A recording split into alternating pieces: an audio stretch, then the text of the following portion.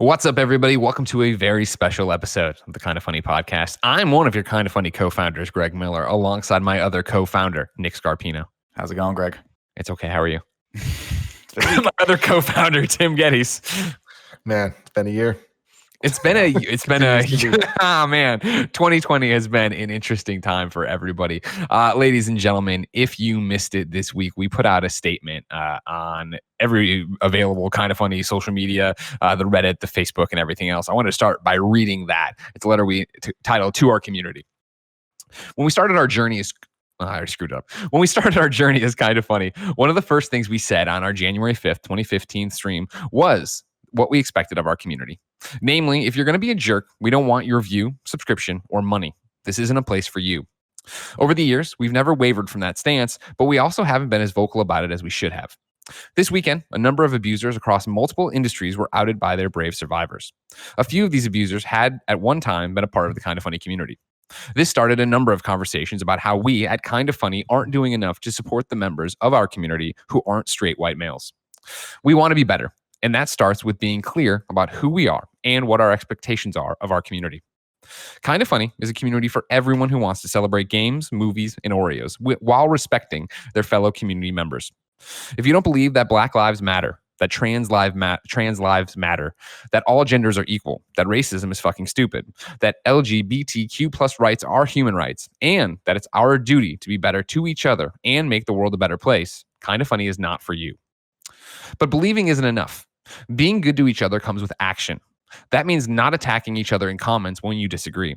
That means not harassing women in our community. And that even means calling out others when you see this kind of bad behavior and course correcting. This is a rallying cry to all Kind of Funny fans. The time for us to be silent and, quote, not feed the trolls is over because our silence looks like we don't support our targeted community members and that we accept the toxic parts of our community as our community. We do not.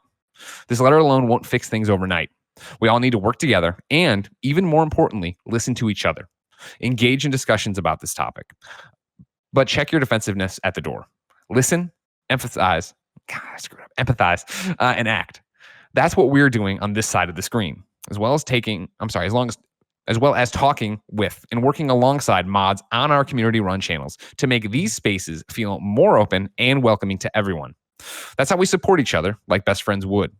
If you need concrete examples of how to do this, this thread has some great starting points. You can, of course, go over to twitter.com/kindoffunnyvids or anywhere else and see the hyperlink. Let's be better to each other, the Kind of Funny crew.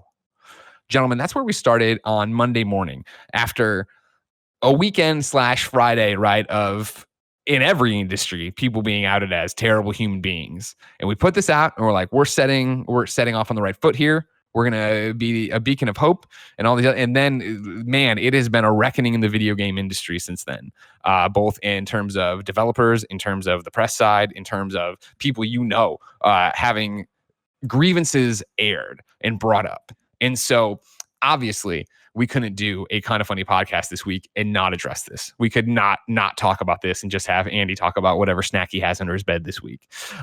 So we wanted to do basically a town hall for it. There's been a lot going on today as we record this Tuesday, so we've had to move around publishing time and scheduling time. So that's why it's not a live town hall. We put out the Patreon link public for people to just go on it on Reddit because people were asking about the town hall there. Plus, there was already a ton of patron questions from it and everything else. So the idea is to have just a frank conversation about what Kind of Funny is, about what we're seeing, about how we're reacting, how we're feeling, hopefully from your comments, how you're feeling about everything else, and go. What I want to stress from the top of this, and I don't think it needs to be, but I want to, is that we are going to say things that are wrong in this episode. This is an episode where we are literally feeling and vetting this all out together. And you are asking specific questions of us as the owners of this company, a company that is more than just podcasts and YouTubes. It is a community. It is this feeling. It is the best friends. We're going to be doing this in front of you. And we've had conversations in pods and pockets. We've talked to Joey and Barrett, and like Barrett's here, by the way. Hey, Barrett. Hello. There it is. You're living up to Kevin's legacy. We've talked as a group, and we wrote this letter together as a group throughout the weekend together, talking about it and sharing what we thought and how we felt. But again, we're going to say things that don't get it.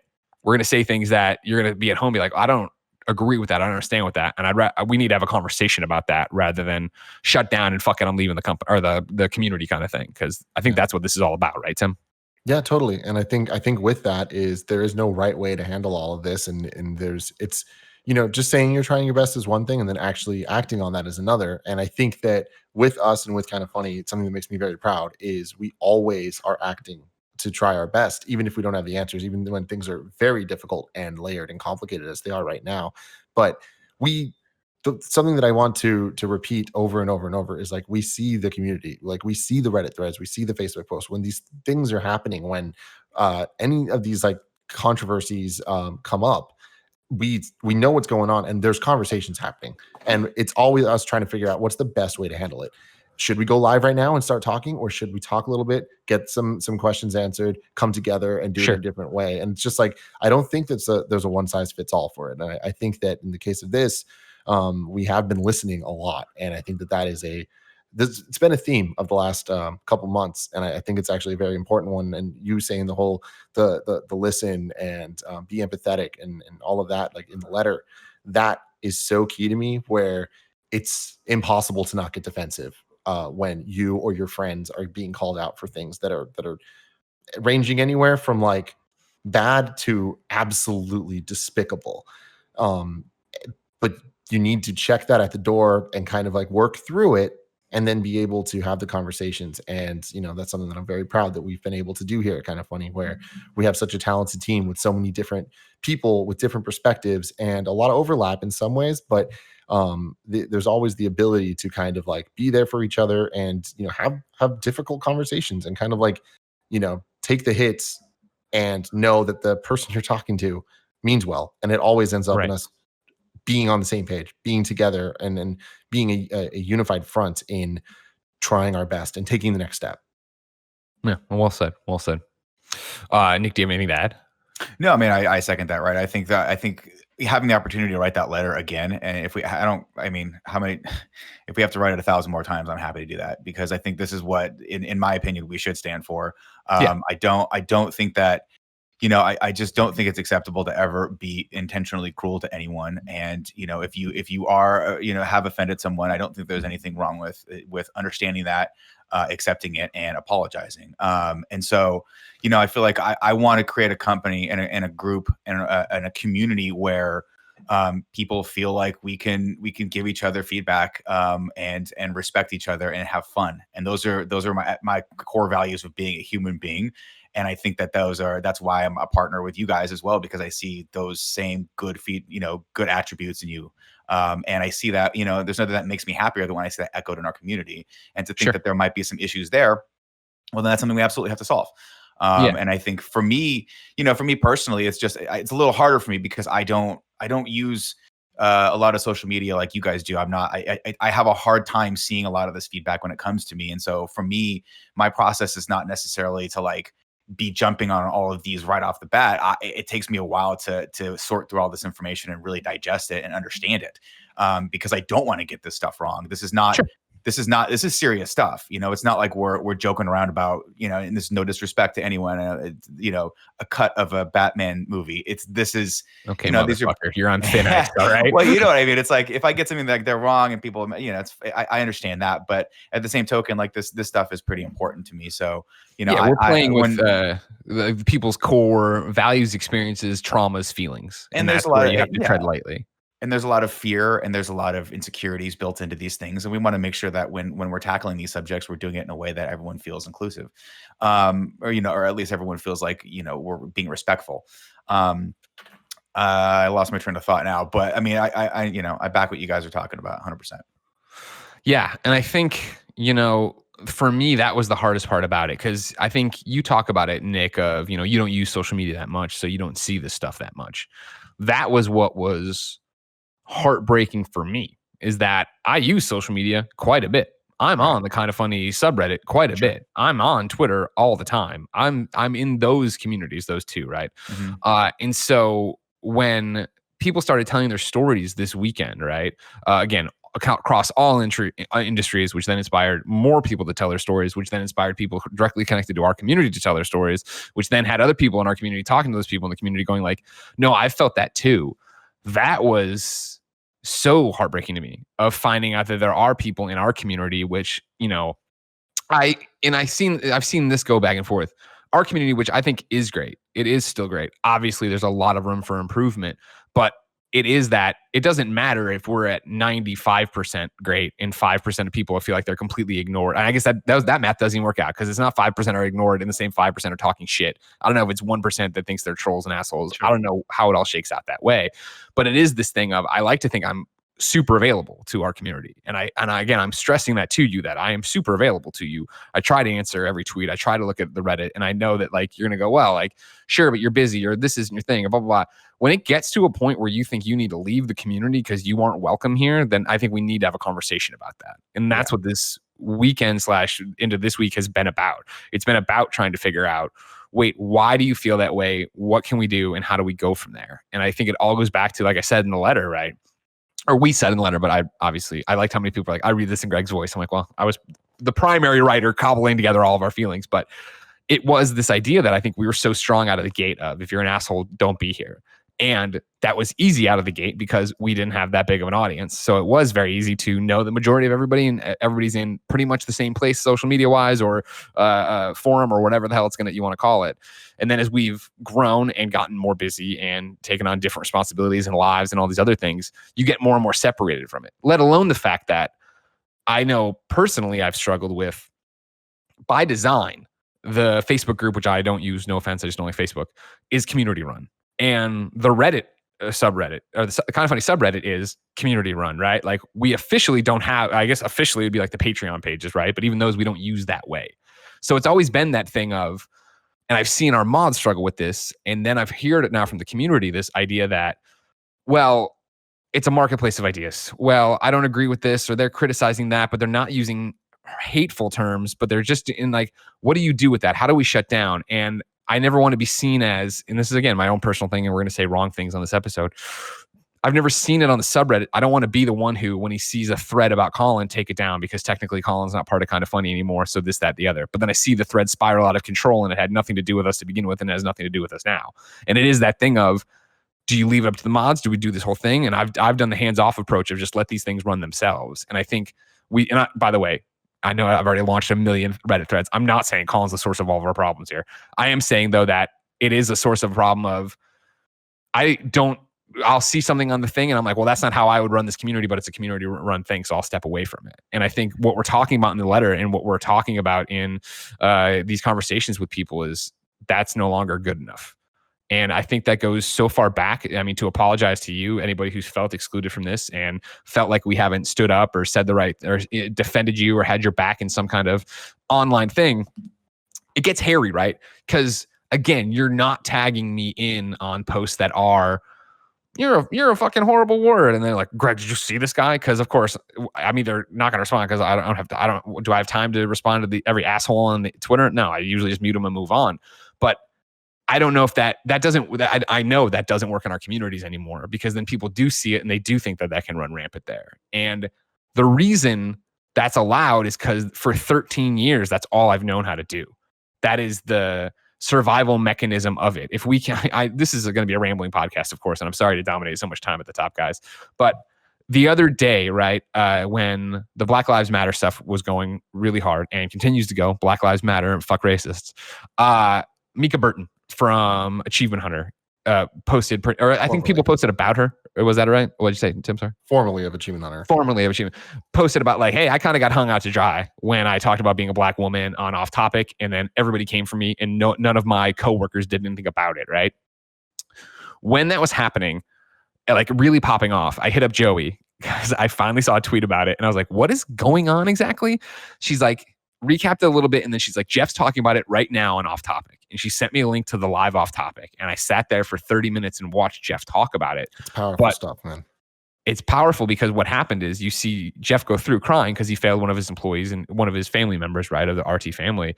But then break down and literally not literally, figuratively speak right to me.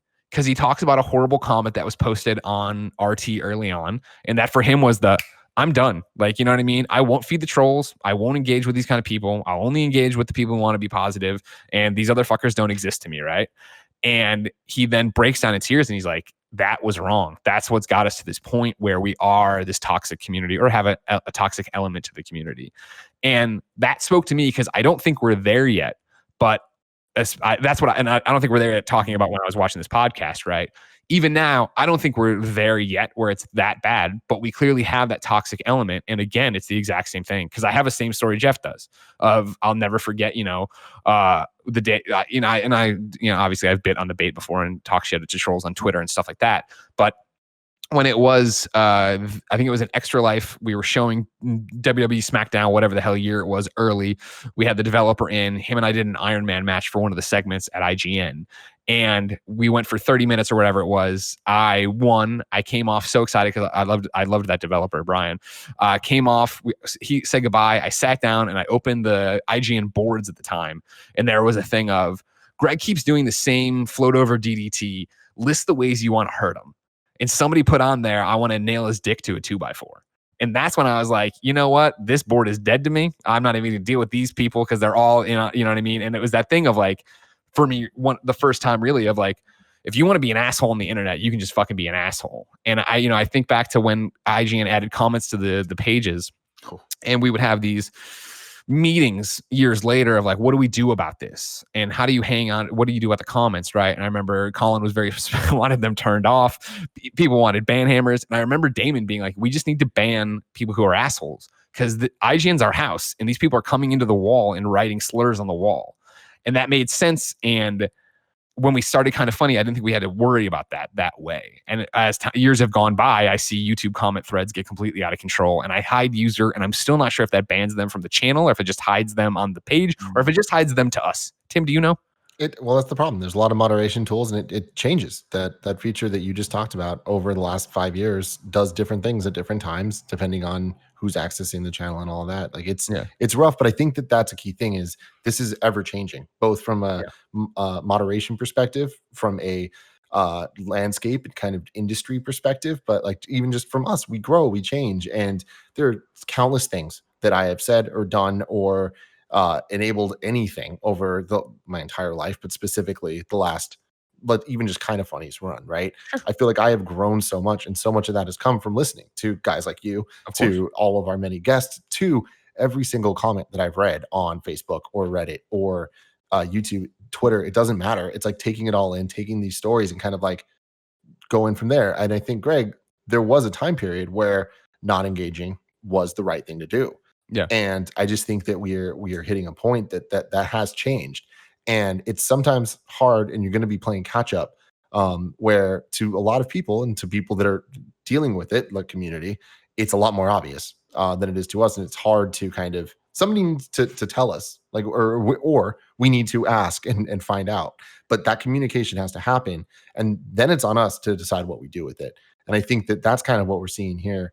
I know that a lot of the, like stuff that's been going on with the community and stuff recently came from Chloe being harassed and taking a joke that was made on our content. The origin was our content, and it went way too far, and people were using it to attacking her, and it became a sexist issue where her voice was being silenced because anytime she went to say something, like they were talking down to her. And when people don't get where the source of the joke came from, whether even they do, whatever, if that's her entire life, it's like that's problematic. There's something there. And none of us want to enable that. No. But we didn't know. We didn't know that was going on. And it's like, but now we do. And now it's like, oh man, we need to be extra diligent about making sure that when we're making jokes about people we're welcoming into our house, like guests, especially guests that are going to get more shit than any of us will, any minority of any sort, we see it every single time. And it kills me. I cannot believe that our world is in a place that if we have a woman on a piece of content, that there inevitably will be a comment that is just disgusting. Like, how in 2020 is that still the case? But it is. And we need to be aware of that stuff. And it's like, while I was aware of that, I wasn't aware that the joke was an issue. Now I am. We got to be better. It's about listening. It's about not being defensive. I cannot repeat all that stuff enough. And I mean, go ahead, Greg. No, please. I've been talking a lot. I'll make a note of what I want to say.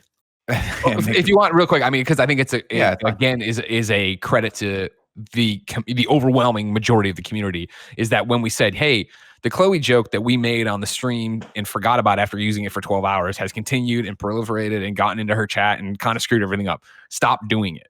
And people were like, oh my God, I had no idea. I'll stop doing it. And like, I talked to her recently. I checked my DM with her and she's like, oh yeah, for the most part, it's totally done. There's still a few people come in, but they probably just haven't gotten the memo. Yeah, and and honestly, this is something that, to be candid, we struggle with just internally as well. We've 100%. had multiple conversations with each other where we've crossed lines, and people have had to pull myself aside or other people aside and been like, "Hey, this joke that we're doing, I just don't feel comfortable about it." And you have to be receptive to that stuff, especially if you want to hang out with your friends and have fun and make jokes. And it doesn't mean you can't make jokes. It just means that if a joke crosses over a line and you feel like you're being, diminishing to someone or cruel to that person, or maybe if you don't know that, but they feel that way, well, that's where we have to have a conversation, right? And that's where people have to, we have to, if you don't feel comfortable speaking up for you, then we have to speak up for you in that.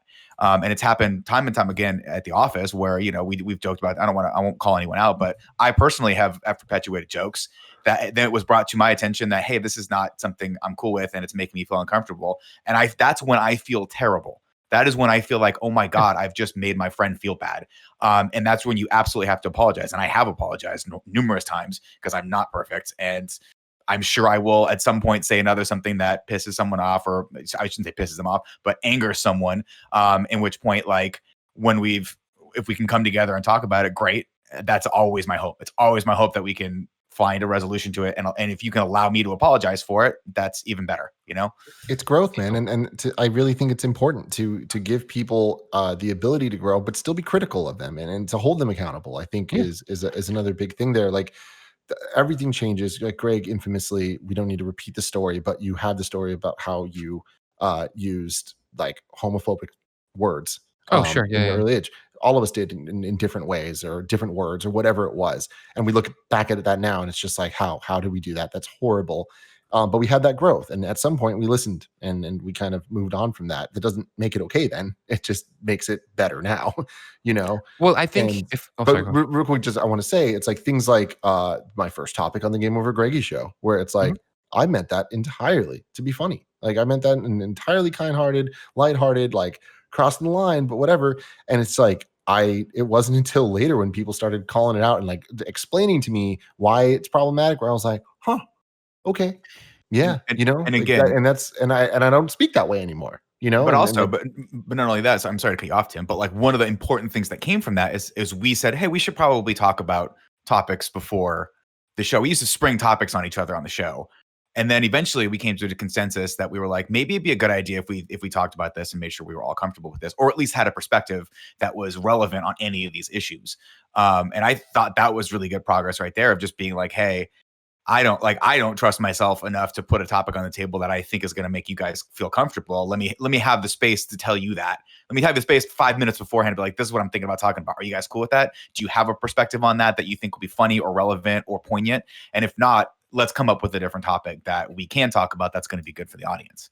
And just because I really want it clear, like that first topic is not the last thing. It's like there's a lot, and I don't have examples in my head. I just know that there are things that it's not so much that I regret saying, but more that I know that I've grown from now. Like I know that my perspective on so many different things that we've talked about over the course of hundreds of episodes has changed, and it's because I've really began to value listening to different people and different perspectives.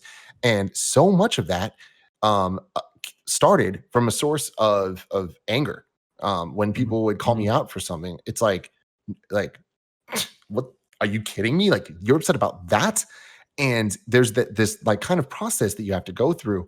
And I feel like for me, it's been getting a lot easier because the more that happens, the more you can, even in the moment of anger and fear, whatever it is, you can think back and be like, I remember last time I felt like this, and I know where I'm at now about how I think about this topic or whatever it is. And I don't know, that to me, I think is very important, and it's important to help others have that as well, in any way. And I think that we hear it kind of funny, really pride ourselves on doing that for both our team and for our community. And that doesn't mean we're going to be perfect, but I do think that is a goal of ours Well, it also doesn't mean that maybe it also doesn't necessarily ensure that our perspectives on any issue are going to align with yours. That's an Absolutely. important point to make as well. Like, just because you don't believe the same thing that we believe doesn't A, mean that you guys can't be a part of this community, and B, mean that we can't have a discourse about it. There are certain, in my opinion, non-starters. You know, if you're going to come in here and be racist, get the fuck out. That's straight up that's not gonna be cool with me ever. If you're going to come in here and talk to me about, you know, if you want to yell at me about the Last Jedi, we can have that conversation. Please don't yell, but we can talk about that, right? So, like, to me, I mean, there are these hot button topics that I know people are passionate about, but there are just certain things to me that are fundamentally inherent to being a good human being. And if I don't see those in you, then I really don't want to be associated with you at all. I don't want to be a part of your life, and I don't want you to be a part of my life. And so that's something I want to piggyback off of. There's a lot I want to piggyback off of, but I feel like right, Greg, get on the piggy. Knee. No, that's a horse. That's a oink, oink, was that a oink. horse? That was like a sheep and a horse were hanging out together at a bar and got drunk. I don't know what's going on. I'm tired. No, one of the things that happened over the weekend, right? Andy put out a tweet at 4:08 a.m. Andy, just go to bed like a normal human being. You streamer. This is why I don't see these things, because Andy's tweeting about it during London time. What's happening? Andy put up this tweet though. I've talked shit about Trump since the day I got hired at Kind of Funny, and I'd always get DMs and tweets from KF Patreon members saying, "I'm a Trump supporter. Do you not want me as a fan?" And the message then is the same as the message now.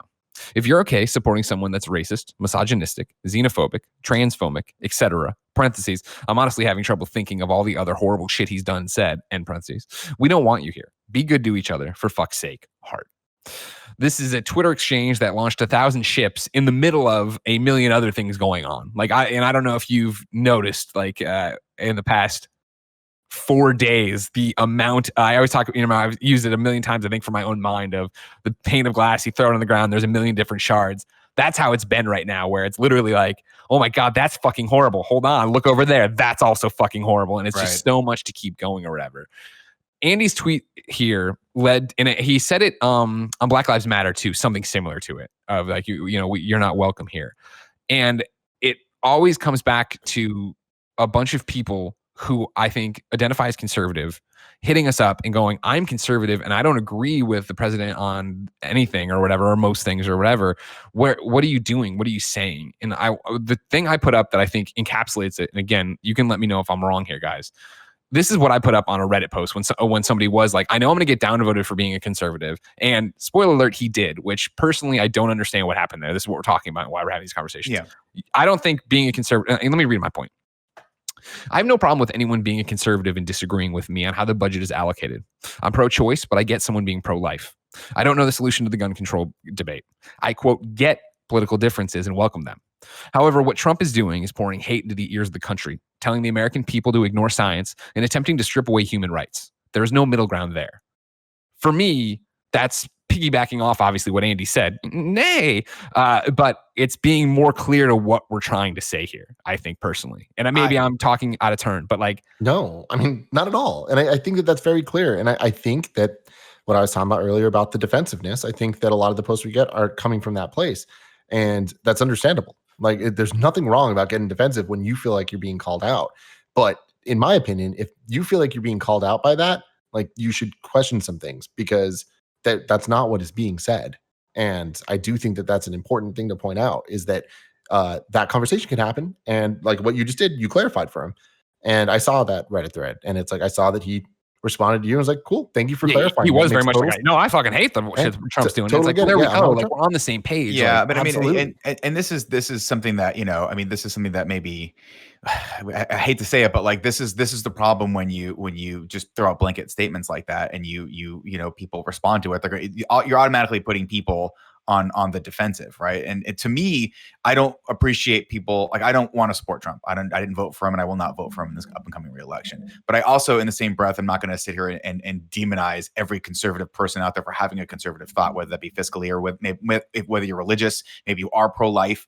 I don't personally believe in a lot of those things, but I respect your right to do that. The problem is everyone gets lumped in with Trump, and you get hate because of that. And I totally understand it. And to Greg's point, this is where a lot of things aren't binary. They're not ones and zeros. And it's so hard to have those conversations on Twitter with 280 characters and not feel like you're getting assaulted or you're assaulting someone. And I just, this is one of the reasons why, if I can be 100% honest, I fucking hate social media for this. I hate it for exactly what just happened there, right? Is that you shouldn't need to step in and be the moderator there, because people shouldn't be engaging with each other like this. And like, I understand that it comes from a place of passion, and I understand that Andy thinks that he's 100% right. And I back Andy 100% because I think it's coming from a good place. But if I say, Greg Miller, fuck you, what's your next response going to be? Is it going to be, oh, wow, I should really figure out what this guy's going to do? Or is it going to be, well, okay, let's put the gloves on and let's go 10 rounds, 12 rounds. And this is why when people, when I got feedback last weekend of some stuff, like I wanted to take a couple seconds to internalize it, because I don't want to come out of the gate guns blazing and being like, I'm going to defend my livelihood right now. I want to be able to have this conversation and help hopefully strengthen the community. And I don't mean that to give Andy hate, but like randomly tweeting that out at 4:00 in the morning, what do you think is going to happen? Do you think you think you're going to change hearts and minds on the side of Trump, or you think you're just going to make people get more defensive and push them over part of the right? And I know you guys making a statement's important, and I think that Andy doing it. But I don't think he's looking to change hearts and minds of. I get it, and I think he's trying. I totally understand that. Stand by something that's really important. I stand by that thing too, but I think our means are just completely different, right? Like I would rather someone come up to me like, this is why I like Trump. And then I'm like, okay, well, let's have a conversation about this. And I want to absolutely tell you my perspective on this and tell you why you're wrong. But, and I know this is two different methodologies, and maybe I'm alone in thinking this, but I just don't like the idea that you fight fire with fire, because I feel like, when you fight fire with fire, you get more fire. That's what you're going to get. You're going to burn down a whole fucking forest. And I honestly feel like this gut reaction to people just shooting from the hip is what's causing both sides to be so polarized that there's no give whatsoever. And again, I don't think there should be give on someone who's blatantly xenophobic, but that there's so much more encompassed in being a conservative versus being a liberal, that it's unfortunate that it's been so reduced just to one word, Trump. And that is just hate, and being a part of the Republican Party is hate and all that stuff.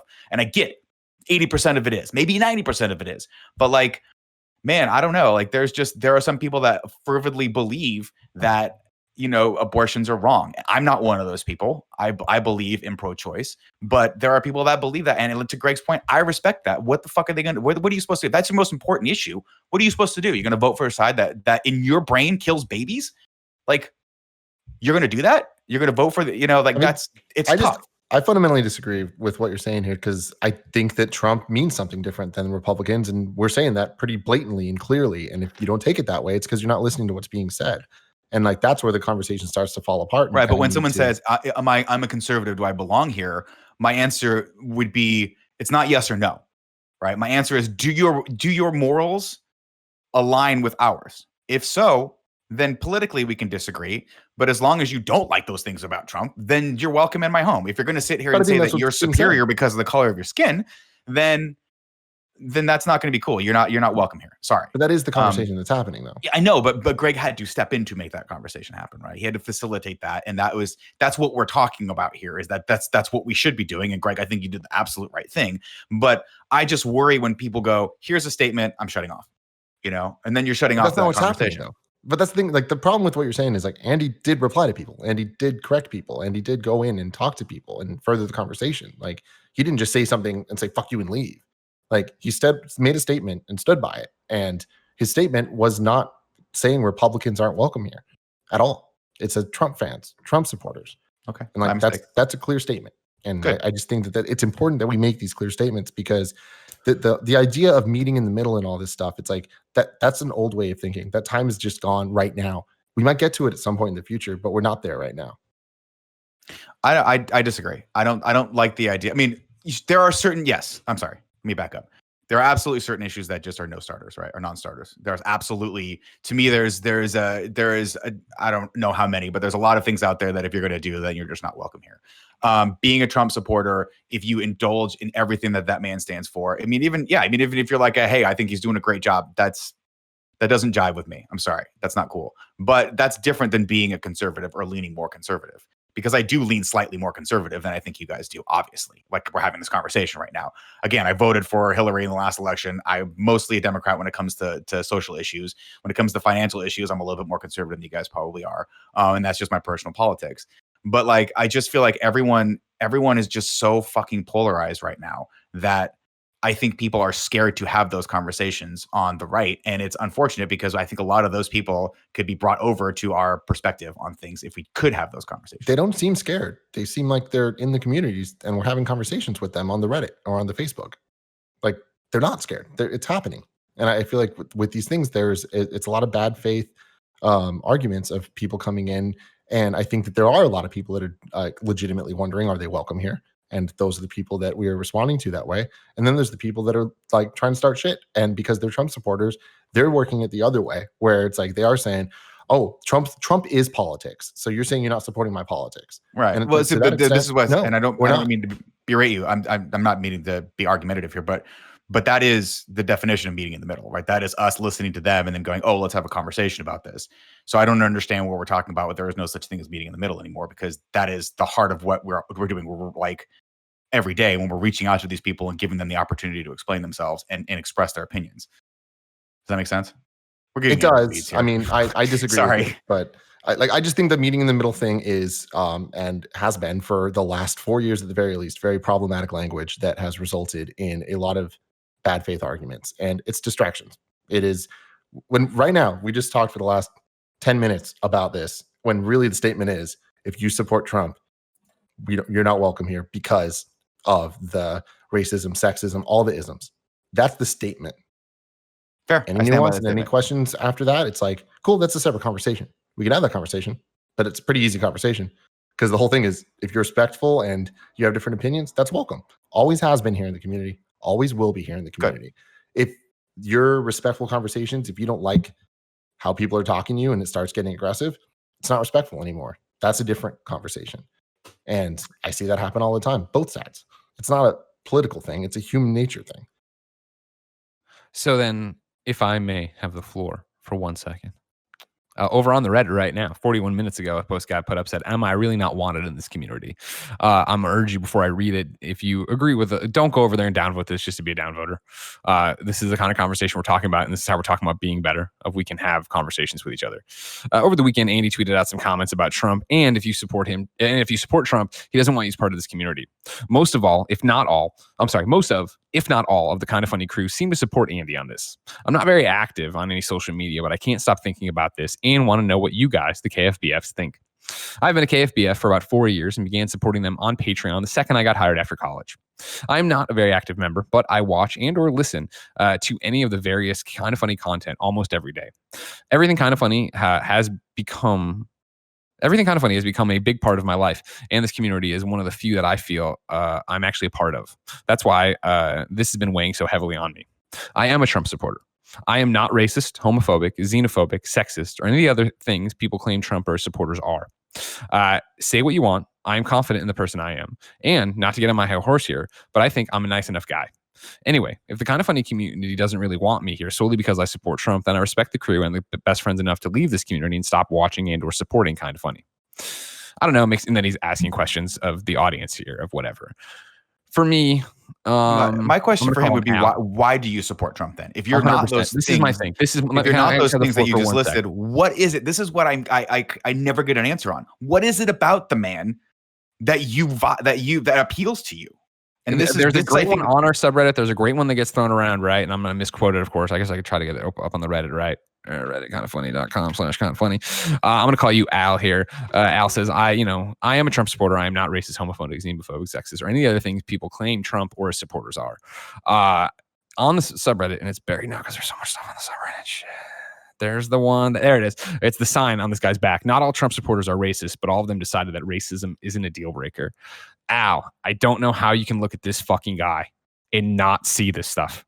Go read his Twitter. If you want to support, take out all the isms out of it. Go read his Twitter.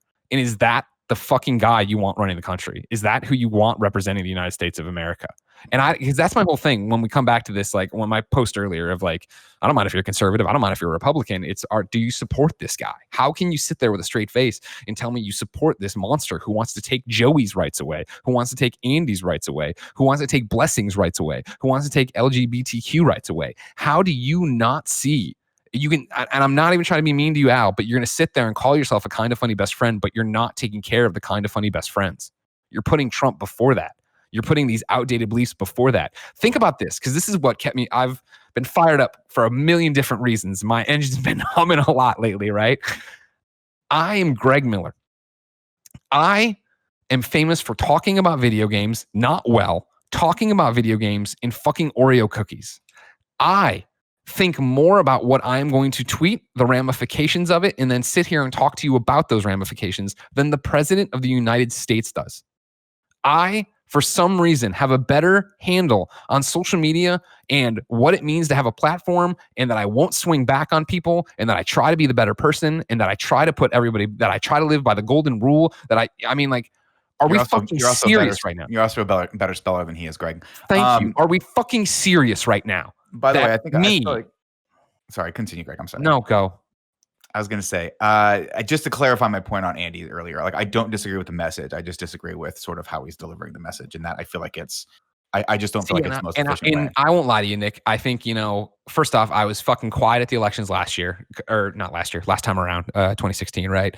Because it's like, I'm not even that involved in all this stuff, yada, yada, yada. And then after the fact, I did this, I had conversations with Trump supporters, right? And it was that, hey man, I'm with you. You guys won. I'm not one of these people who's going to put up the fucking bumper sticker, not my president. I'm not going to fucking do that. Like, he's the president of the United States. I am pulling for him. I hope he does the right things. And for 4 fucking years, he has not done the right things. Yeah, it's been. There is no way you can sit here with a straight face and say this is like, that's what cracks me the fuck up. It's like, how many times have you heard like it was a famous one, I want to say from Carter, but it might have been Reagan, right? Are you better off than you were 4 years ago? You are currently trapped in your house, unemployment going crazy. We can't leave the fucking house. We can't go to another state, but you can't fly. You can't go to another country. Right now, the EU is thinking about banning us with a bunch of other a bunch of other countries that we shouldn't be on a list with. Like, are you going to fucking, and I don't try to throw it back in my face of, oh, do you think Hillary would have done a better job? Yes. Are you fucking kidding? I think Mike Pence would have done a better job. I agree with that, why fucking dissolve the goddamn groups that are there to look out for pandemics? Why not listen to science? Why not wear your fucking mask? Why get on national TV and press conference and act like this is not a big deal, that you can fucking get it done with the weird chemicals he was talking about? You can get it under UV light. When you go up and give a speech, you're not wearing your fucking masks. You know what I mean? Like, he's fucking wake up. And how can anyone with a straight face look me in the eye and tell me that's the fucking guy, that's the gold standard, that's what we want? We're gonna get, and I'm sorry, Nick, I love you to death too, and this is the best part about politics, right? You're saying, oh man, like the abortion thing is gonna be the deal breaker for people. Get over your fucking self if that's what the deal breaker is for you. Get over yourself. You're gonna be sitting here and tell me you're fucking pro-life. Look at the amount of people who are dead right now from COVID. Look at the problems we have in the fucking injustice of the race system, of the police system, of the way we treat anybody who isn't white. Fucking women in general. Yeah, women in fucking general. Again, I agree with you. I'm not saying that I believe those are my beliefs. Just so everyone knows, I know. I'm just letting you know. I can understand why someone would have that belief. I get it. It's just not something that I just don't see it that way. And again, one of the reasons why I don't like social media is because I don't feel like it's my place to go off and put out statements like that. And I applaud Andy for standing up for what he believes in. Absolutely. I think it is courageous. That's just not the tactic that I want to take. Right. It's another reason why I like what we're doing right now. I think this is my comfort level right here. I don't like the idea of putting something out there and then feeling like, it's uncomfortable for me to shout at people, even if it's on the internet, even if it is something that I highly believe in. I'd rather have this conversation here and let Al, that was the gentleman's name, right? Well, hear our perspective on it for 30 minutes, and maybe, maybe he's like, all right, that's a good point. Maybe I won't vote for Trump in November. Sorry, I lost my thing there. I got a little too heated. I'm sorry, everybody. And it'll be funny because what I was driving at is, I feel for 4 years, and this goes to the letter, because then we're talking about for 5 years is kind of funny.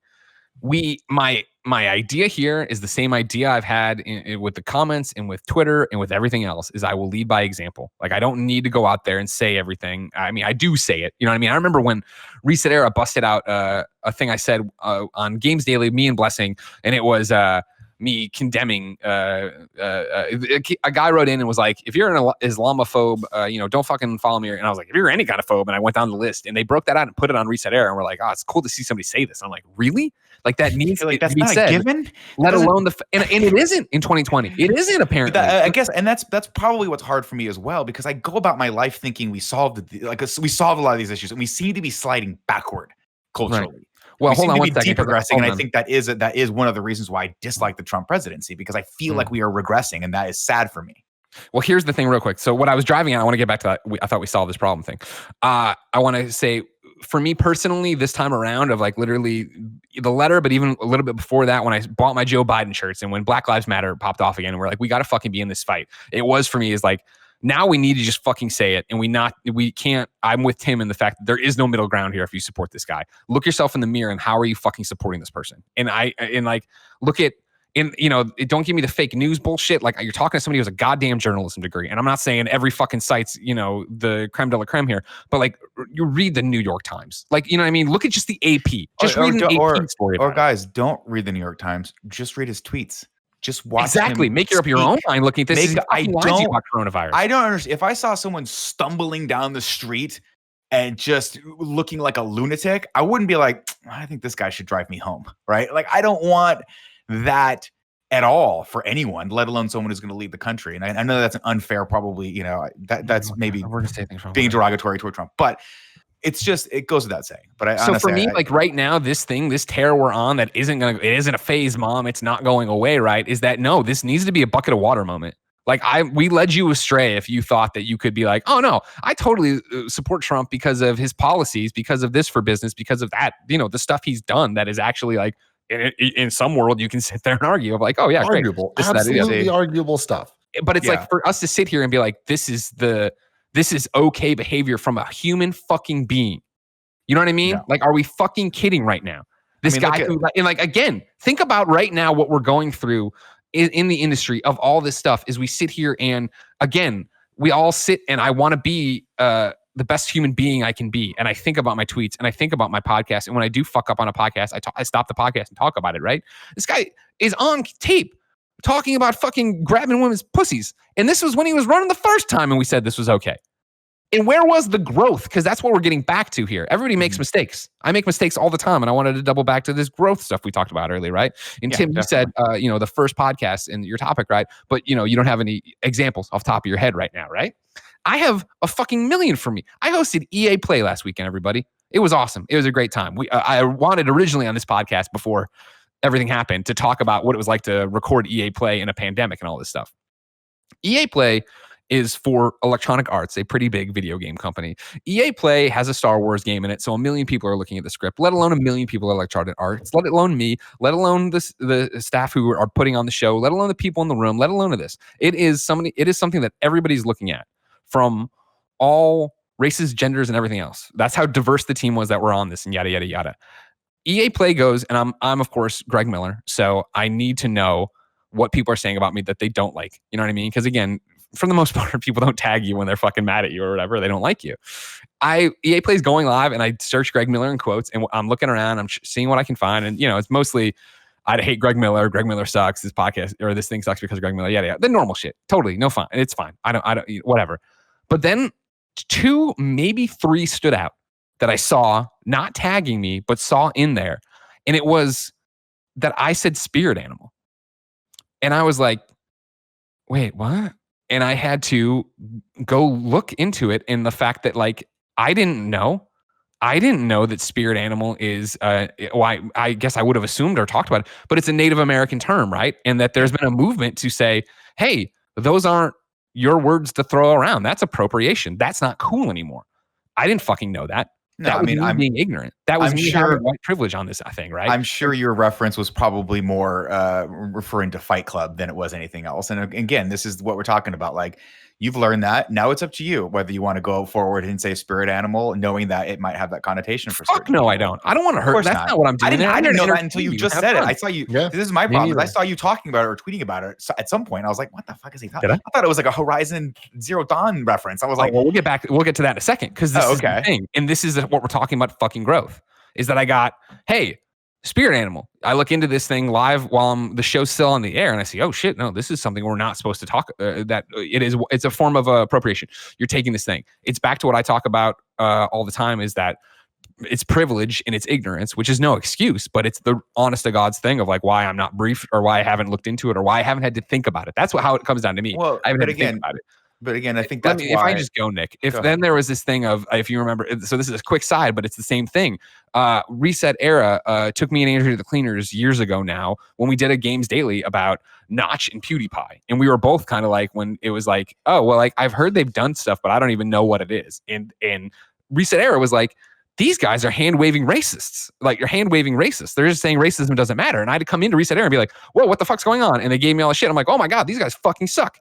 Like, who the fuck would do this? And it was this thing where I had to sit there and talk to them and be like, I know this seems so easy to you, but I walk them through the thing of like, I don't fucking play PC games. I've never paid attention to Notch. Right. I've seen PewDiePie do stuff, but I don't watch YouTube videos. I don't know where he's going. And so I see a headline that PewDiePie's doing something stupid. And then I see the thing, he apologized. And I see, it's like, that's all just noise as I try to fucking tell you about what's happening with a PlayStation or an Xbox or whatever the fuck it is. And but so again, ignorance and privilege, that it's the privilege. I don't need to worry about that. It's not something directly affecting me. It's not affecting my race. It's not affecting my people. They aren't insulting me. So why would I know anything about it? Not the answer, not an excuse, but it's the truth of how it got there, to the point that I sat in that Reset Era thread, talked to everybody. And on the other side, it was like, okay, cool. We understand what's happening. And this is what it's all about. Now, Nick, if you want to go further back, because we're talking about empathy and we're talking about growth, the second to last PS I Love You, the Colin's last PS I Love You, I believe, was the one where we did the story about a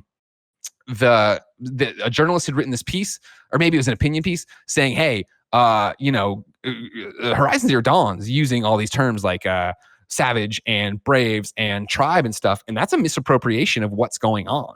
And Guerrilla put out a statement from their writer that was basically like, no, it isn't. And we presented this story and I read through it and I was like, yeah, no, it isn't. Blah, blah, blah, blah, blah. And we talked about it and we moved on. And it's like, I'm horrified that I did that. That's when I fucking hand waved a community and I didn't get called on it.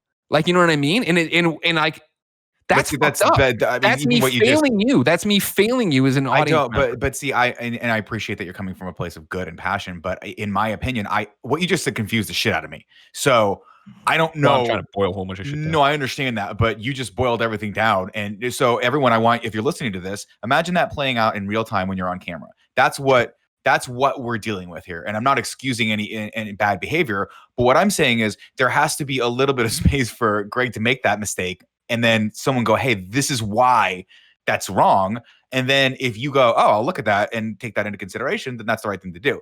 If you go, fuck you, and then you take your gun out, then that's the wrong thing to do, right? And then and then we're firing at each other. And so this is what I'm talking about, is like it's so frustrating to have these moments online that pop off and you are expected to know every single detail about this thing that just fucking happened 30 seconds ago. And it is something that it would take you 3 days to research, but you got to have that opinion right now, right? And so we cannot. I just refuse. I refuse to be a part of a community that would adhere to that stringent of a guideline. Like, there has to be space for people to respectfully fuck up, and we respectfully come to them and go, this is why that's wrong, and then we can have that conversation, right? And that's the thing about it. And I think, again, I think for the most part, I guess I shouldn't say that. But and again, if you're going around spraying racial epithets onto people's cars, go fuck yourself. No middle ground. There's no discussion there, right? I don't want to know what led you to that point, because to me, that's just a disgusting, cruelly intended thing to do. That's wrong, flat out. Okay. To your point, but if you said spirit animal and someone goes, you should lose your livelihood for that. And let's have a conversation about that. Why? What the fuck? Like, you didn't mean anything cool about that. You were just dumb. You're just a dumb dude who needed to figure it the fuck out, and you did, and you've grown from there. Yeah, and that's the thing. And I think even looking at whatever it would have been from the last PS I Love You with Colin would have been 2016. No, 17? 2016, right? No, 2017, I guess. Dude, I don't even know what the fuck day today is. Are you kidding me? Are we still in June? I feel like we're living in Groundhog's Day. This last week has just been insane. It's an ongoing process, and it's about being able to accept that in and let it change your mind. And I think the problem we see with online culture is that, it is make your point, make your dunk. Yeah, let's dunk on them. Let's get a funny gift back and bounce out and not do Right. that, not take it in, not show human emotions, not show weakness, not be a real thing. You brought up cancel culture and how fast everything goes and how, you're supposed to have an answer right away. Today's a great example of it. Today we're recording Tuesday, right? Yeah, Tuesday. The show's way late because we had to deal with a whole bunch of stuff. Namely that, again, a whole bunch of things are happening right now in the video game industry. And there's the whole thing at IGN right now about a trio of abusers there that we worked with, right? And this is of various levels, but they're being named, right? Of Tal, Casey, and Steve. And then that's, again, encouraging a whole bunch of other people to come out and talk about their stories, right? Of how, man, like, this isn't good, or that was bad, or this is my experience with them or someone else. And Tina Sanchez, friend of the show, friend of mine, tweeted, "Shout out to the guy who told me I can't be on camera at IGN because I wasn't hot enough. Also, I yelled at the same guy for telling Naomi Kyle to wear a push-up bra and makeup." I saw that today. I don't have the hour of when it went up, right? And I was like, oh my God, like, who the fuck did that? And I started rattling off, like, in my head, people who we used to work with in video and yada, yada, yada. Right. Yeah, this person, that person. I was like, oh my God. And then she followed up with, what I'm trying to say at Fran Mirabella is that looks aren't everything. Okay. And I was fucking shocked. I was doing, we have cool friends with Bromley. I came off. I immediately had this tweet sent to me and I was like, oh my God. Like, what? Like, that is so out of Fran's character. That is so not the guy I know. And I know that legitimately, stick with me because I'm going somewhere with this. I know legitimately that's what you hear every time one of these stories happens, right? Or, no, I heard a story about that person. They're terrible. But like, it was this moment of like, what is going on? And like, da da da da. And it's, I don't know how you guys feel. Right now is so fucked up, topsy-turvy, upside down, where it is that we are talking about people being raped. Like, we're like, there's the spectrum here of what's going on. And so for Tina to come out and tell her story, which again, brave of her, I'm glad she did all this stuff. I was so taken aback. And then you have to figure out like what's going on. I'm not saying one's worse than the other. Well, yeah, obviously rape's worse, right? I don't know. Maybe I'm saying this wrong. I don't know. Abuse is abuse. They're all problems. But like, it is that thing of like, well, like, and I'm on my heels, as I still am, hours later, trying to wrap my head around this. Again, two people that I would tell you are personal friends that I know and respect and talk to, not all of the, well, I talk to Fran all the time because he works with us, but like, Tina and I touch base, I would say at least every 3 months and say what's up and see what's going on in each other's lives. To see this, it was like, what the fuck? And sure enough, not that you shouldn't have this reaction, because obviously you know that I'm directly connected to both these people. My Twitter feed was the link to this and like, what now, Greg? And it's like, to your point, Nick, I'm like, I don't fucking know. I don't know. You know what I mean? Like, what now is, let me reach out to my two friends and see what the fuck's going on. That's what's now. And so, and you know, we opened up, obviously, like I said, obviously you're always welcome to write into this show, but this time around, we like, let's not put it behind the Patreon paywall in terms of writing in. I put it up on Reddit where people are asking for a town hall, which this is, well, I mean, there's more questions. I hope we're getting to them just by talking in general. But Diego asked, like, what will you do concerning Fran and Andrea's past behavior? Because Andrea also got named in a letter from a colleague in the industry for not doing something great, of not believing her when she came up. And the idea there was, what will you do concerning Fran and Andrea's behavior? And when I saw this and I saw the tweet, the first thing I did is I went to the Reddit thread and I put in there, like, I just found out about this too. We're looking into this. I want to talk to them. And it was that idea of like, I didn't want to knee-jerk react out of this, because again, we're talking about something that happened years ago. We're talking about something that isn't the characteristic of the man I know. I'm talking to Tina and trying to figure out where her head is at, right? And before we even got a response from Fran, because we did, I was talking to Tina, and by the way, I've asked her permission to use quotes from her conversation, right? I was like, what the fuck? How is this going on? Yada, yada, yada. And I did what I'd like to think I always do. Sorry. I try to be a good person. I was like, what can I do to help now? And she said, all I want out of this is for people to know that if this kind of thing is said to them, to stand up for yourself and know it's not normal. For Fran, I just want her to be happy and grow from it, because we've all done dumb shit. This is and don't get me wrong, rape, not dumb shit. You know what I mean? That's, you fucking should go to jail. No, you know, and a few other things. But this is what I'm talking. And like, Fran responded, right? And Fran's response was, hey, everyone, I reached out to Tina, parentheses, we still stay in touch, have her number, etc., and apologized. As I told her, I'm sorry. I have no recollection of saying anything demeaning and stupid like this. It's not how I intend to treat women, but memory is no excuse. I'm shocked and sorry. And of course, I'm reaching out to Naomi too, who I talk with all the time.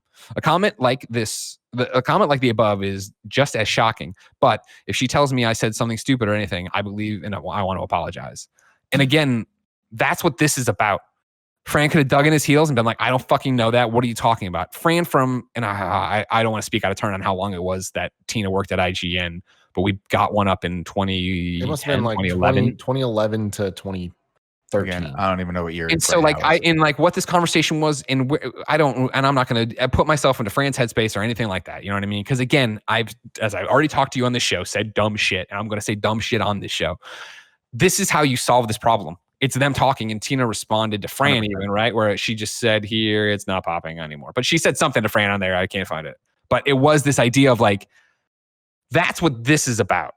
This isn't about saying, hey, fuck you, your career's over, get the hell out of here, da-da-da-da. This is about making yourself a better person. And it's what she wrote about in her message, right? I want people to know to do this in the moment, not sit on it for years like I did, not feel like you can't talk about it. That goes back to what we're talking about in our letter, is I never want something to happen in the community, whether it's on the Facebook page, whether it's at an event, whether it's somewhere else, where this happens to you and you feel like you have to go, haha, and then sit on it for fucking years, and it gestates and eats away at you and does that. And the same thing, a couple weeks ago now, I don't have the date on this text message, but Jack DeVries, formerly of IGN, put up a thread before all this started, but it was for Pride Month, basically talking about all these horrible experiences he had at IGN, right? And I reached out to him and texted him, and I was like, same thing to Tina, right? Of like, because understand too, I guess, if it's happening at IGN at the time I'm at IGN, right? First off, I have no involvement, but I considered myself, and still do for that time period, the face of IGN. I considered myself IGN. And so the fact that this kind of shit was happening and I didn't know about it, and again, varying levels of it, like, I don't expect I shouldn't say that. I don't expect when this happened. I didn't expect, how am I phrasing this? Tina shouldn't have run to me and told me and tattled on Fran or something. I'm not the fucking boss. That's not what I mean. But if that would have happened in front of me, I would have been like, whoa, what the fuck, man? Like, that's not cool, blah, blah, blah, because I wasn't afraid to say stuff, right? But it's the same thing of like, Jack put up this whole post and thread about all the terrible shit he's seen. And I reached out to him because I've always loved Jack. And I was like, dude, like, I'm sorry, blah, blah, blah, blah. And his response there was, hold on. You were always very supportive, and I'm sure if I had the ability to speak out more back then, that you would have had my back about it. You encouraged me to smash and crash my way out of the closet like I was a stupid character in that stupid game Pain. The point being that he's saying the same thing, is that when this happened to him, he wasn't ready to talk about it. He wasn't ready to go call whoever's doing it out on it. And I'm talking once again out my ass with white privilege and ignorance, because I know so many of our colleagues and peers in the industry have put up these threads today or this week of, this is what happened to me, and I reported it to HR, and jack shit got done about it. I understand that. And so for me to be like, oh, report it to the authorities, do the thing, blah, blah. I'm not saying you're wrong. I'm saying in the moment, I want you to try to do something. I want to help in the moment is what I'm saying. Sure. And I am not unique in that. So many people who are hearing these stories now wanted to help in the moment, but didn't know. Unfortunately, and that's sometimes can happen, right? Sometimes you don't know how to process that, and it takes a long time to process 100%. Stuff like that. And, what I will say is I think Fran and Tina are both good people. And I'm glad that they were able to talk and figure out a solution for this. And I hope that they can continue to be friends, and we can continue to be friends with both of them. Like, obviously we work with Fran, and we would not choose to do that if we didn't think that Fran was a great guy. If I believe him when he says he doesn't remember saying that, but it also doesn't, it's possible that he said something in passing that for him was totally innocuous and for her meant the world. And that's something that you can't discredit and you can't discount. And that comes with power dynamics, right? It does, right? Because you never understand, like, you don't know when let's put it this way, when you're a manager or a leader, it's difficult to know how you're coming off to people who you are your employees, especially like my relationship to Tim was completely different than my relationship to some of the other people that I managed at IGN, just by dynamics of who we are. And the fact that Tim and I vibed a little bit better. And I saw, he was a guy that started as an intern for me. And I was like, this guy, given the right direction, which is not that hard because Tim's he's great, but like if he had the right person helping him navigate this a little bit, he could go on to do great things. And then he formed Kind of Funny, and jury's still out on that. But like you don't know how you're going to come off to people, and so and I understand completely that if I'm sure there are multiple times I've said the wrong thing in front of someone who's like, oh, I don't know if I'm taking that the right way, but like I would like to believe that I am a good enough person for someone to come to. And I also understand that I got a beard that looks like a homeless person right now. Like, I maybe I'm intimidating to people and they can't talk to me, and that sucks. And that's something that I got to work on myself. Like I'm sure there's plenty of stories with me. You know, I say crazy shit all the time, and we'll get to that in a little bit. I'm sure. I think Greg's got some feedback from me that's been given to me in the community that I've taken to heart. But like, you know, these are tough things to navigate. There's no clear-cut path. The answer, of course, and that what's happening is that people can see those, and then you go, oh, I'm recognizing this happening now. Maybe it's not something that occurred to me before, but now I'm recognizing this, and then I have a choice. Do I continue to do these things, or do I internalize the feedback that's been given to me and maybe let that guide me in a separate direction?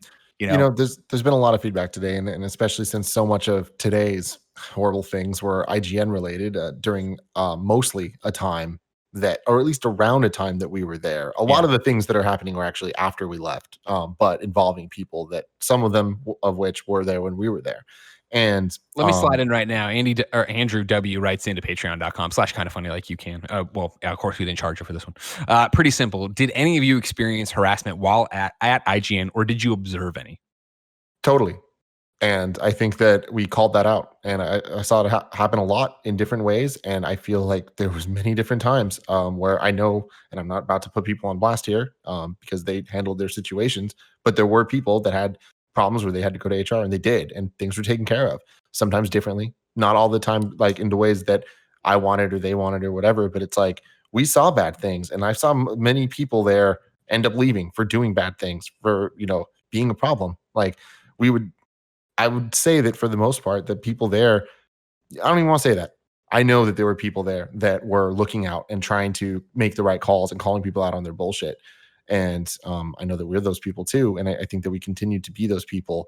And I think what that goes to is the fact that, and again, this is all such sensitive stuff that I don't ever want to put other people's stuff on blast. But I will say, for the record, I don't like making other people's traumas my content, which is one of the reasons I haven't been retweeting a million things and doing stuff. Nor do I want to name people here. Why? I specifically asked Jack and Tina if I could use very specific quotes. But what I want to say is I want the community to know there have been, unfortunately, countless times that people have come to us in an IGN capacity or in a kind of funny capacity about situations, about other companies that we're related to.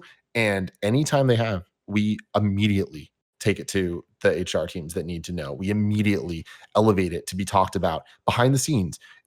We don't handle things in this Twitter public sphere. We try to handle things the right way.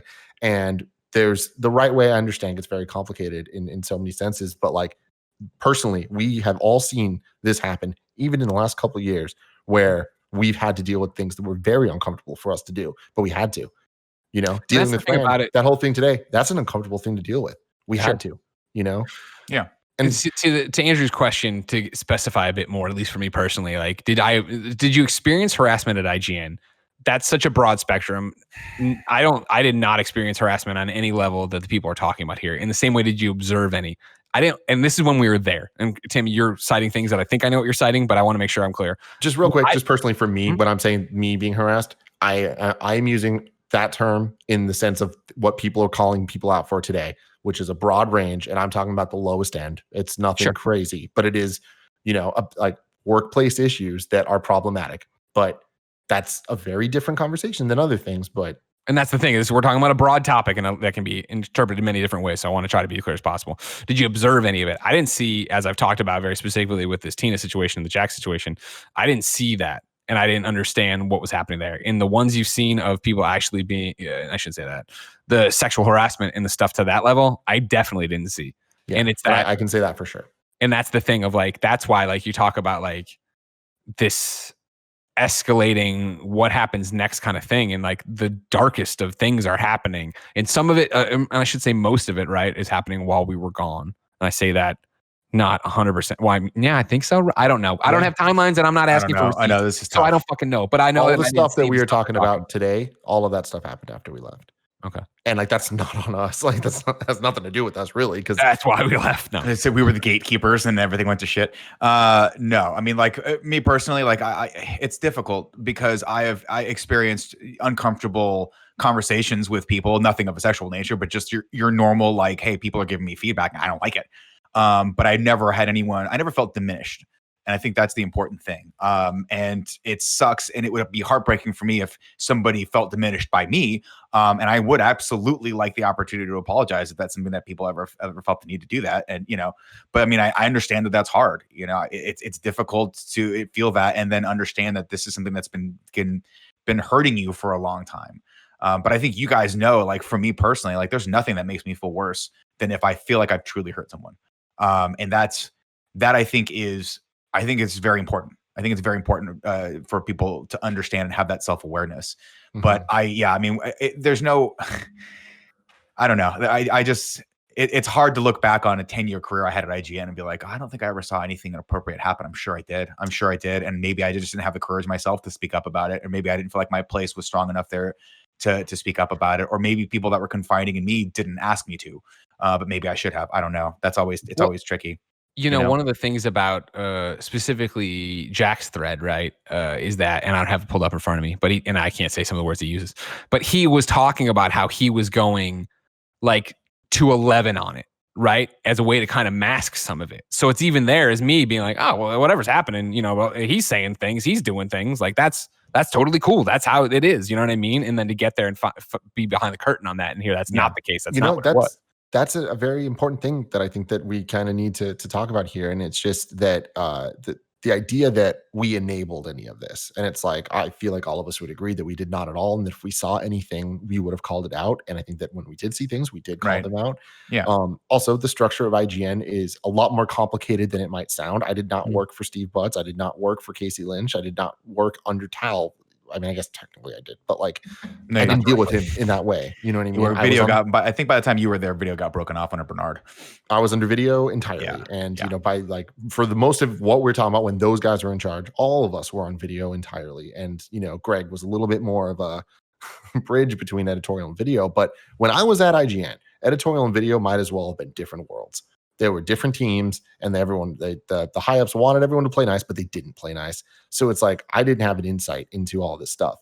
That's not excusing anything, because I think that this is a perfect example of us needing to look back at a situation and realize that there was an enabling going on that we just weren't aware of. And like that's something that we should look into. That's something that we should take that, learn from it, and adapt it to our current situations. Be better about not just calling out the things we see, but actually look for things. Yeah, I guess that's the biggest one. Let me look through because I have questions in here, right? I agree. I'm sorry. I just spaced for a second. Sorry. No, you're good. Go for it. Yeah. Everybody's, I mean, like, there's a whole bunch in here. I'm trying to find one. Yeah, so for us in the community, right, and trying to figure this out, action items. Here we go. Action items is what people have been talking about. ABP writes in patreon.com/kindoffunny. He says, given the variety of concerns raised over the weekend, what are the demonstrable, nailed it, actions that Kind of Funny will take to ensure a positive and more inclusive workspace and community in the future? I may be speaking out of turn. I think our workplace is great. Is cherry. I mean, we listen to each other. We have our fights and our tiffs or whatever, but I think everybody understands what we're doing here, why we're doing it, and what we're trying to represent and all these other stuff, right? And something I should have said at the top of this entire episode is that the team the team knows that they are welcome on this conversation, and that their voices are super valued and very important. Because I know that there's often people like criticism of like, hey, for topics like these, you should have this perspective or this perspective. And it's that's all super valuable. Conversations have been had. And, we decided that this is the best way to handle this conversation because we see this as a founder conversation. Yeah. I think this is, the leader. When I say we, I mean the team. You. Yeah. Oh, no. Yeah, I know that. But I mean, this town hall, right, with your questions here is meant to be us talking to you and answering your real concerns about it. But yeah. That's one of the things we talk about of what we know, what we don't know, and how we're going to do any of this. And so action items was one of the things we knew was going to be a question afterwards, but it's also a question we wanted asked because we want to have that conversation with you as well. And I've seen some great recommendations out there. I've seen some great stuff. For us, it was the fact that Joey's working on booking this Facebook mod meeting so we can get in there and talk, because I think it goes, and I think she's working on, I don't want to speak out of turn, but I think we're working on one for the Reddit people too. But in generally thing. What I can empowering say them. about Yeah, go ahead. what I can say about that is that we are looking into the different communities and we're trying to figure out ways to best serve them or leave them be and let them be their own thing depending on who they are. So it's like, I don't want to make the statements of Facebook versus Discord versus this. It's like we're right now realizing that there's a problem. We're listening and we need to now try to listen to more people and figure out like what the best solution going forward is. And again, it's back to, you talk about listening to the communities. Every one of those communities is different. And again, for better or worse, they're community run. Like we don't have the bandwidth to run those communities and have that thing and do it. Joey's meant to be our bridge between that, but Joey also runs the Patreon. Joey also takes care of the fulfillment stuff. Joey's also putting things on the calendar. Joey's also doing a million other things. Like, cause that's how Kind of Funny works. And that's why there is no, this is what happens with the community and how you go. So I think for us in action items, and it's what we put in there is, getting the mods and everybody, and the mods, I don't mean to put it on them, the mods and the community on the same page of like, this is what it is. Because it should be easy enough to self-police that when you see someone in a thread being like, man, I don't like Greg's take on Last of Us Part 2 because of X, Y, and Z. You're not a best friend. You don't agree. Get the fuck out. I've said this from the beginning. We're not a hive mind. We're a hive mind in the fact that we think Trump fucking sucks and he's a racist. Sorry. But everything else, I don't think we're a hive mind on. There's allowed to be that discourse. There's allowed to be that respectful discourse.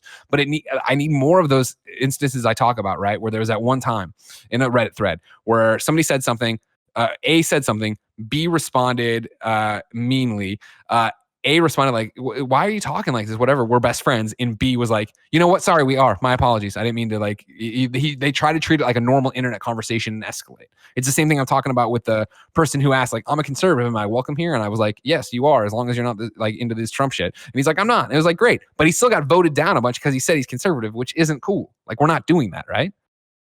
I mean, I would agree. Yeah. I mean, again, I any opportunity we have to have those conversations and get more clarity on why people would support him is it's interesting. So for me, the action item here, right, is the fact that we need to motivate all the good, and I've said this before, but motivate all the good folks to get off the bench. And when you see somebody being a bad folk, saying in the comments like, "Hey, this," and I don't fight them. I'm saying, "Hey, this isn't cool. You're offending this person." And if they're still like, "Man, fuck you, bitch," the mods should be able to come in there and be like, "Fuck you." Because we should have so few people being like that. You're like, fuck you, get out of here. And this, again, this is my point, and I hate to keep hammering this home, but like what Tim just said was perfect. Like you don't want to come at people like you're ready for a fight, because then you're going to get a fight. That's what's going to happen 9 out of 10 times. Honestly, I've never seen a human being scream at another human being. The other person go, "Oh, I'm sorry. What's going on?" No, you go, "What the fuck? What the fuck just happened? Am I getting in a fight right now?" Right? And so I think that that's something that's on every single one of you guys who wants to be in the community to have to develop as a skill, which is don't come at people 120%. De-escalate first, and then you guys can talk and explain your perspective. And like, those are the interactions that ideally I would like to see. Those are the interactions that I hope, and I know fully well I have failed in my own life at having those interactions. But again, those are the moments where I look at myself and go, you went from 0 to 100 on someone, and that was inappropriate, and that it makes you that makes you just a terrible human being. You need to go apologize and make that right. That's red in your ledger right there. That's all true. But so I think that is all 100%. I do think the flip side of that is that there's never going to be a world where people aren't yelling. And I think that if you're being yelled at, you need it is almost more important to not yell back than it is to not yell in the first place. It's like you need to take it in and try to find what they're actually saying. Like you need to really try to yourself figure out their argument and arm yourself, because maybe responding to them is not even the right thing, but it is internalizing it and then making your next move in a different direction somewhere else that is answering the actual question, so that next time something comes up, maybe they're not yelling at you because they've seen that you've actually listened to them and tried to figure out what that middle ground answer is, or compromise, whatever it is on the other side. And I think that that's something that we've been seeing a lot here. And it's the last week we've been called out on a lot of things, and it's a lot of very valid things, and we listen to them and internalize it and try to make the best next step forward. I know that my brother got called out completely validly for a lot of very problematic tweets. And that's something that consistently my brother's had a very different life than other people. He's had a lot of needs for special attention that I've had to give him. And I've done that. And I will continue to do that and try to help him to grow and mature and better himself. And that's always been something he wants to do. And ever since he started at Kind of Funny, it's been a struggle. He's a different person than us. He says things that we do not agree with, but he's never pushed back on me when I go to him and say, "Hey man, that's not okay. And here's why." He listens to that and then tries to be better the next time. And we've seen it. And with that comes a lot of problems, because he is going to continue to try his best, but also make many mistakes. And he's done that. And again, I'm not excusing anything. I hold him accountable, and I have real conversations with him. And I've seen so much growth with him. And even with all this stuff, he is coming from a different place than us. I see so many people say, like, call him out and critique him in ways where it's like, he's from the exact same place Tim is. Why is he so different? He's not from the same place I am. He is a very different person that had a very different life and had a very different family situation and so many different things. And again, what I'm getting to here is he did wrong things. He said wrong things, and he realizes that, and he's trying to fix that, and he doesn't know how. And something I've seen a lot in the Reddit is people criticizing us with how we deal with him. There is a lot of behind the scenes conversations we've had with him, both the three of us, the wider team, talking to him and kind of trying to explain. And he's listened to all of us in different ways to try to grow and understand what's wrong about stuff. And that, to me, is where this gets extremely difficult, because I don't know what the answer is to what the politically correct answer is, because in my heart, the right answer is to help someone that wants to grow, and to use all of these issues as points to be able to look at and be like, hey man, this isn't okay. And hope that they improve on that. And that puts us in a weird place. It's just, But I don't think so. I think you're spot on. I think continuing to try to be the best people we can be and be positive influences in people's lives that's all you can do. I mean, this is your brother, right? This is not, and that puts it in a special kind of context for me, because it's not like you, obviously we have, how do I put this? He's your brother. He's family, right? You have an obligation to him. But at the same time, Greg and I do not. What we do have an obligation is that we see someone who's got great potential and is a good human being, but just maybe doesn't know how to navigate life like we do, because we're older and have had different life experiences.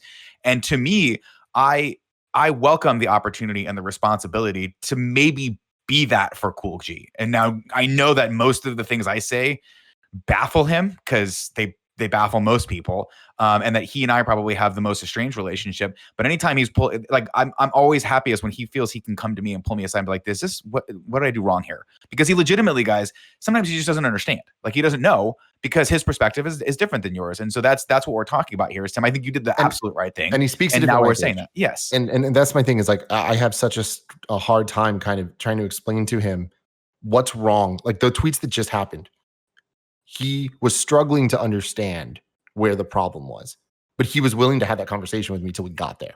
Yeah. And it's like, that is, it's so difficult. And again, it's like, this sucks, because like, I'm not excusing him. Like what he said was wrong. And it goes against our letter. It goes against everything that we are standing for when it comes to that stuff. Like what he was saying was sexist. And that what he is saying is entirely alienating a part of our community that we value so much, Mm-hmm. And it's just like, and that hurts me having to talk to him and be like, dude, what are you doing, man? And like to see his face where he's like, I don't know what you're talking about. And then I explain it to him, and then he deletes it. He like goes back and whatever. And I don't know. I feel like I'm just rambling here, but no. I think you're making valid points. And I honestly for me, think it goes to the first point we made at this, right? Of talking about this, of like, it's intent. I will always go back to this, right? It is intent of what you're trying to do. And Cool Greg did not fire off these tweets to be fuck women. I'm better than women. You know what I mean? That's not what he was doing. And he was doing it on the one hand, right, as we've talked about, because the girl he was flirting with, I don't know. I don't want to get into what his intentions were. But that he's talking to, he was using it as like, hey, look, I'm joking around about us on Twitter. And she was like, that's great. And then he's liking every response he got. And then he saw people and he's like, wait, what's going on? It's that, and there's an intent that up, to it. I do want to say that, because I don't think that we've talked about that in any public way, but it's like, yeah, like there was criticism of him liking things, and he liked all the tweets. And then the moment he realized that there was actually a discussion happening, he was like, oh shit. And he went back and unliked all the tweets. Should he have done any of that? No. But like, he did. Yeah. You definitely read the tweet before you like it, but that's a lesson learned, right? Yeah, totally. And this is the hard part. I laugh because I laughed one time. Let's have a little bit of levity in here. There was one time where I was going through YouTube comments and liking a Games Daily thing. That's kind of funny. So it showed like the creator hearts. And like 10 minutes later, I got a text from Andrew. She's like, "Why did you like this comment?" And it was something like, "Games Daily is great. I hate Andrew." And I totally didn't read it through. I was like, "Whoa, my mistake." You know what I mean? Like, yeah, it's tough. Different with him. I go through that, not that type of mistake. I know it's not. Of foundation and who he is and who he wants to be and how it comes across. It's so much deeper than it seems. But also, I mean, again, and this is we're striving for perfection. We all are, but none of us are perfect, and we never will be perfect. And I've learned a lot more about how to be an adult and how to be a decent human being in the last 10 years than I did in the first 10 years. You're constantly learning, and Cool Greg is constantly learning, and he's constantly going to be progressing and evolving as a human being, as long as he's willing to do it and open to criticism, and and has people around him that are kind enough and brave enough, like you are, Tim, to weather some of the storm with him while he can learn those lessons. And that's honestly the only thing we can do. Like, nobody's born with every knowledge of every social grace they're supposed to have for the next 90 years. Specifically, especially because things change very, very fast. And that's what scares me about social media, and why I tend to only, pop on occasionally to heart comments that I think are super positive, because I don't know where the rules are most of the time. And maybe that's my misgiving for not spending as much time on social media as you guys are. But I just, my brain doesn't work that way. My brain thinks more about content and gets excited for doing things like this and having the discussions in a longer format, like a podcast, where we can go for 5 hours if we want. I will have to pee at some point. But like you know what I'm saying? Like, this Cool G is like, I'm not, and again, I don't want people to think you're excusing bad behavior, because that's not true. I believe you held him accountable for that. And I think you guys had the important discussion, and you guys came to the conclusion that we can move forward with. And he's not, he understands why people saw that as a bad thing now. And that's what has to happen. Yeah. It has to happen, And if you don't let that happen, then you start having people like, the one thing I never want to do is I never want to be like stuck in my ways to the point where life has passed me by. Because I see that with a lot of comedians, and I'm not going to say that you should, like, that's a murkier topic. I don't know if we want to get into that, but like, I see a lot of older comedians where I'm like, oh man, that's a little tone deaf. Dave Chappelle came back with his first special, and everyone's like, man, you haven't been following society recently, have you, man? Because a lot of the shit you're saying here is just that's not funny anymore. Now that's just plain old fashioned hurtful. And so I think even a guy like that who's revered as one of the biggest comics on the planet, and very socially progressive, is still learning and still needs to get his shit together in certain degrees. What I thought was powerful about that, right, is you're talking about trying to make Cool Greg better, trying to make him understand. Nick, do you want to talk about Sean? Yeah, sure. That situation is it's difficult. Like, for me, Sean is a guy that, he came up over the weekend, and we, Greg, I think you put the email out as to kind of what happened and how we handled a particular situation. But he's a person that, on a personal level, for me, was there for me during a time when I was going through something mentally that I don't even think you guys understood. And I don't think you could have understood that, because it's not your world, that world that I was dealing with. And so, for him, I always thought like, my relationship with anyone is inevitably going to be me trying to be a positive influence in their lives. And so, when we got feedback that potentially he wasn't acting, the way we to the standard that we hold ourselves, we passed that along. And that honestly, to his employer, to bring this up, right? To his employer. There were allegations sent to us that we were like, whoa, okay, we have no employment involvement with him. We pass it along to his employer, and let them take care of it. And we have, and I'm sure that's a whole discussion for a different day, but I have faith in the HR department there, and they took it from there. Beyond that, my hope is always that I'm trying to be a positive influence in people's lives, and I'm trying to be, if people are maybe not holding themselves to the same high standard that I do, I want to show them a better way. And again, I don't really know the intricacies of a lot of the goings on, and I don't want to burn anyone down, and I don't really want to stoke fires that, in my opinion, I thought were properly handled. But that's my perspective on that. Like, I don't know what else to say. Well, what I was driving at with it is when the community this weekend was like, one of the things that hurt is that after this had been passed off to HR, there was evidence of Nick still hanging out with him once in a while. This is years ago now. And what you had talked about was this idea similar to what I think. Well, I mean, candidly, we had a very difficult discussion about the what happened. and what people were saying about him. And again, moving forward from that, my goal was to hopefully influence him in a positive way. And once we had that discussion, I can't speak to what he's done since. I know one of the things that popped up is someone was saying something to the degree of like, how could you let someone like that be in jiu-jitsu, which is a very obviously like intimate sport. And from my perspective, I never saw him do or act any way disrespectful to people on the mat. And that's one of the things about jiu-jitsu, if like that kind of shit's not tolerated, period. Like straight up. And if you think that a Brazilian jiu-jitsu coach who was a black belt has any qualms about throwing someone out of their class, you got another thing coming, man. They do not care about that at all. And so I would never put him in a situation like that where I felt like anyone would be in harm's way, either emotionally or physically like that. So everyone just needs to know that about me. Roosevelt writes in patreon.com/kindafunny and says, Nick, there's been some discussion on the subreddit lately about your style of humor and your relative absence from social media discourse. We'd love to hear your perspective on these issues. Yeah, again, I mean, I just don't like having these conversations on Twitter, honestly, guys. It's hard for me to keep up. There's 3 Reddit threads right now, I think, about stuff that pertains to me. There's stuff on Twitter, and this is where I want to talk about this. I'd rather Greg ask me the question, and then Tim, if I'm saying something that sounds completely freaking ridiculous, like take me to task about it, right? With the feedback that I got about my humor, that's real quick before we transition off of social media. I think it's incredibly important to point out you don't use social media, not in the way that you guys do, right? I don't. So I mean, again, I think something else that you mentioned earlier was that I didn't post about our Black Lives Matter episode or Andy's mental health episode, and honestly, that was news to me, and I'll tell you why. Because apparently we had a discussion that I missed, and I'm a fucking space cadet some of the times after these podcasts, where Barrett wanted, or I don't know who came up with it, but Barrett usually schedules our tweets. And what he does is, and it's amazing, he does great work. He reaches out to me after we do a podcast, and I'm sure he'll reach out to me after this and go, what do you want your tweet to be for this? And it gives me the opportunity to sit for a second and craft the tweet. That didn't unfortunately happen because the decision had been made that we were going to post that on our own volition. And so I'm a man, like once routine is broken, I don't know how to operate.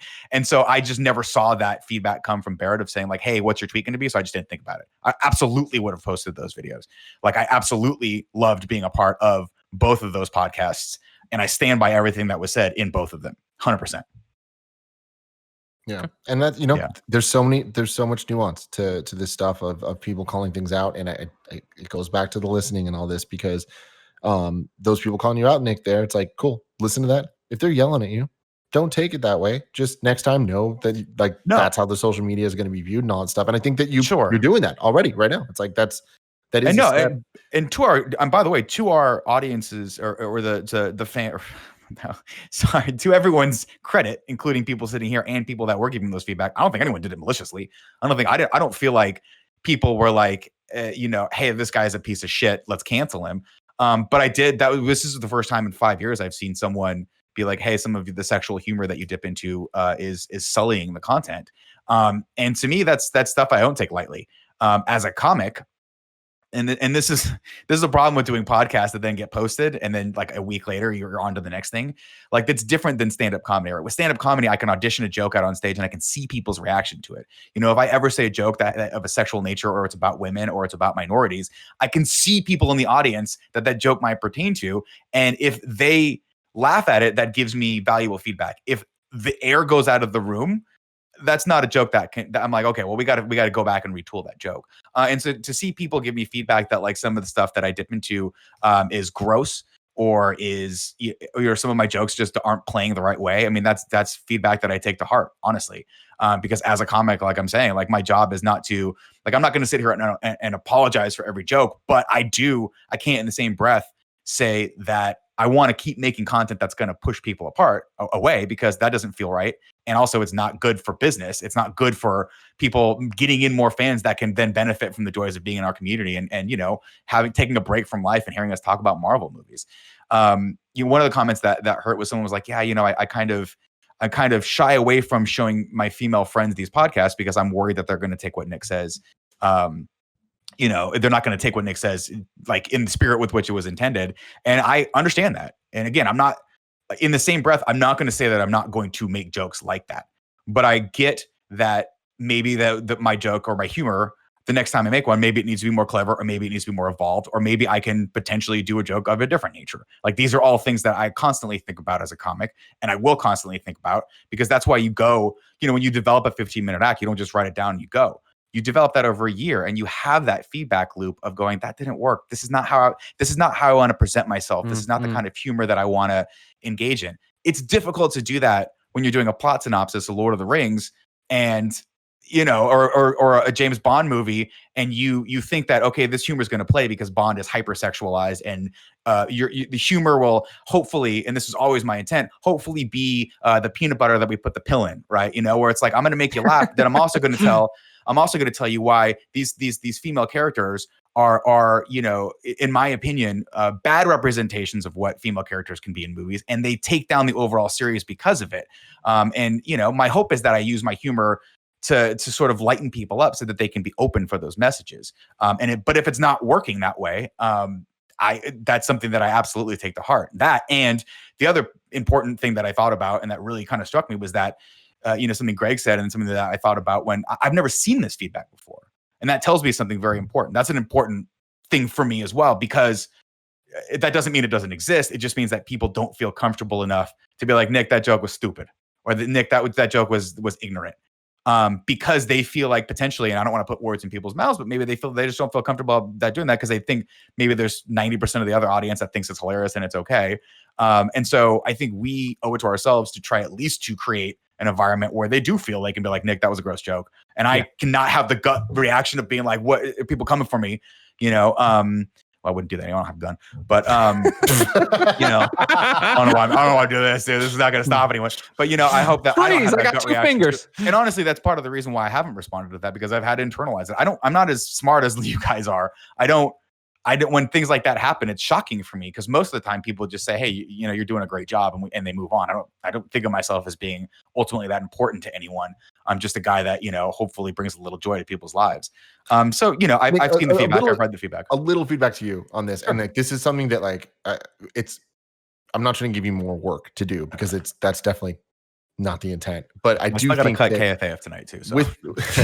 But with part of what we do and with what our job is, I think that us putting the content out there is half of the equation. Like, the conversation we have is half's not right, but it's only a portion of the conversation, because then when it does go into the comments, and when it then goes on to, like, even just using the Reddit as example, because I do think that Reddit is something that that we have kind of been a bigger part of as a team, sure. Whether it's me or Greg or Andy or Joey or anyone really. Even if you just were like a little bit more aware of what. Well, that's the thing. But here's my question to you guys. This is a legit question. Is that the place for that feedback? Because to me, it's always been in the comments of the videos. And if that's not the right place to have that conversation or dialogue, then let's have it. That's fine. I'll totally pop on. But is it Reddit? Is it Facebook? Is it Twitter? Like, this is my problem. I don't. I think it's everywhere. And that's what I'm saying. It's like, I understand we can't look at everything at all times, and we're all different. We all handle things differently. Greg Miller handles things so differently than I do. I freak out, and I feel like I'm so bad at scripting things. I feel like I can talk. I feel like I can do this and get my point across. But I know what I want to say. But it's like Greg has this ability to kind of take those words and put it into a tweet response or into a Reddit thread or something that, like, I really feel speaks for me. Like, I feel like it speaks for Kind of Funny, which I hope speaks for me. And that's how I differ from him. Whereas, like, I like to take in all of the things. I go on Facebook, I go on Twitter, I look at the comments on YouTube. I literally read everything, and I take it in. And I don't always respond, because I don't think that I'm best at doing that. But it's at least then take it in and try to, like, go forward with it. And I just think that there is no one place that it is. Sure. But I do think that, in my opinion, the Reddit is tit for tat right now in June 2020, it is the best place for actual discourse and discussion about our content and about these things and the different perspectives that the audience has. And I'm not saying you need to go in and read every single thing, but it's just like, sure, if you were just a little bit more aware of the conversations happening in the community, I think that this wouldn't catch you as off guard. And, like, I can help you do a better. I can help send you things if I think you might need to see them. Go for it. Like, again, I'm not like closed down to any feedback on anything. Sure. Right? I want to get better as a comic, and the best way to get good is to see that feedback loop, right? And again, I'm not saying that I'm never going to go out there and make an overt sexual comment. but it's good to know that it's not being like however I phrased it is not necessarily the best way to phrase it, right? And I'm not. I want to be clear on that. Like I've read that feedback and I've internalized it and I will take it to heart. I'm not saying that I'm going to 100% of the time drop that level of humor, but I hear you. That's what I'm saying. And that's all anybody's asking for. Yeah, of course. You know what I mean? Like, and I think that was the biggest thing about like, how we all handle this differently in social media differently is that for the audience, with the rare exception, like, the town halls we were doing when there was like actual things that needed to be addressed, that they fell off a little bit because there's Greg Way now and Bless Way that handle the more what's going on in the studio and this is going on over here kind of thing. But like that eventually does come down to only me talking, right? And I think that's the thing people worry about is like, all right, cool, we know where Greg's head's at and we know where this, but like, what about Nick? What about, you know what I mean? What? Yeah, there was one in here that we answered without doing it, but like, is Cool Greg held to the same standards as everybody else? And it's like, we've talked about that, right? Of like, well, yes, no. Like, if Cool Greg did something that was horrible, like his intent was to fuck you up. His intent was to like be an asshole. His intent was to hurt your feelings. Then there would be a huge fucking problem. When I see Cool Greg inevitably step on a rake, I'm like, oh, dude, why? Totally. You know what I mean? I hit him up or I hit up Tim.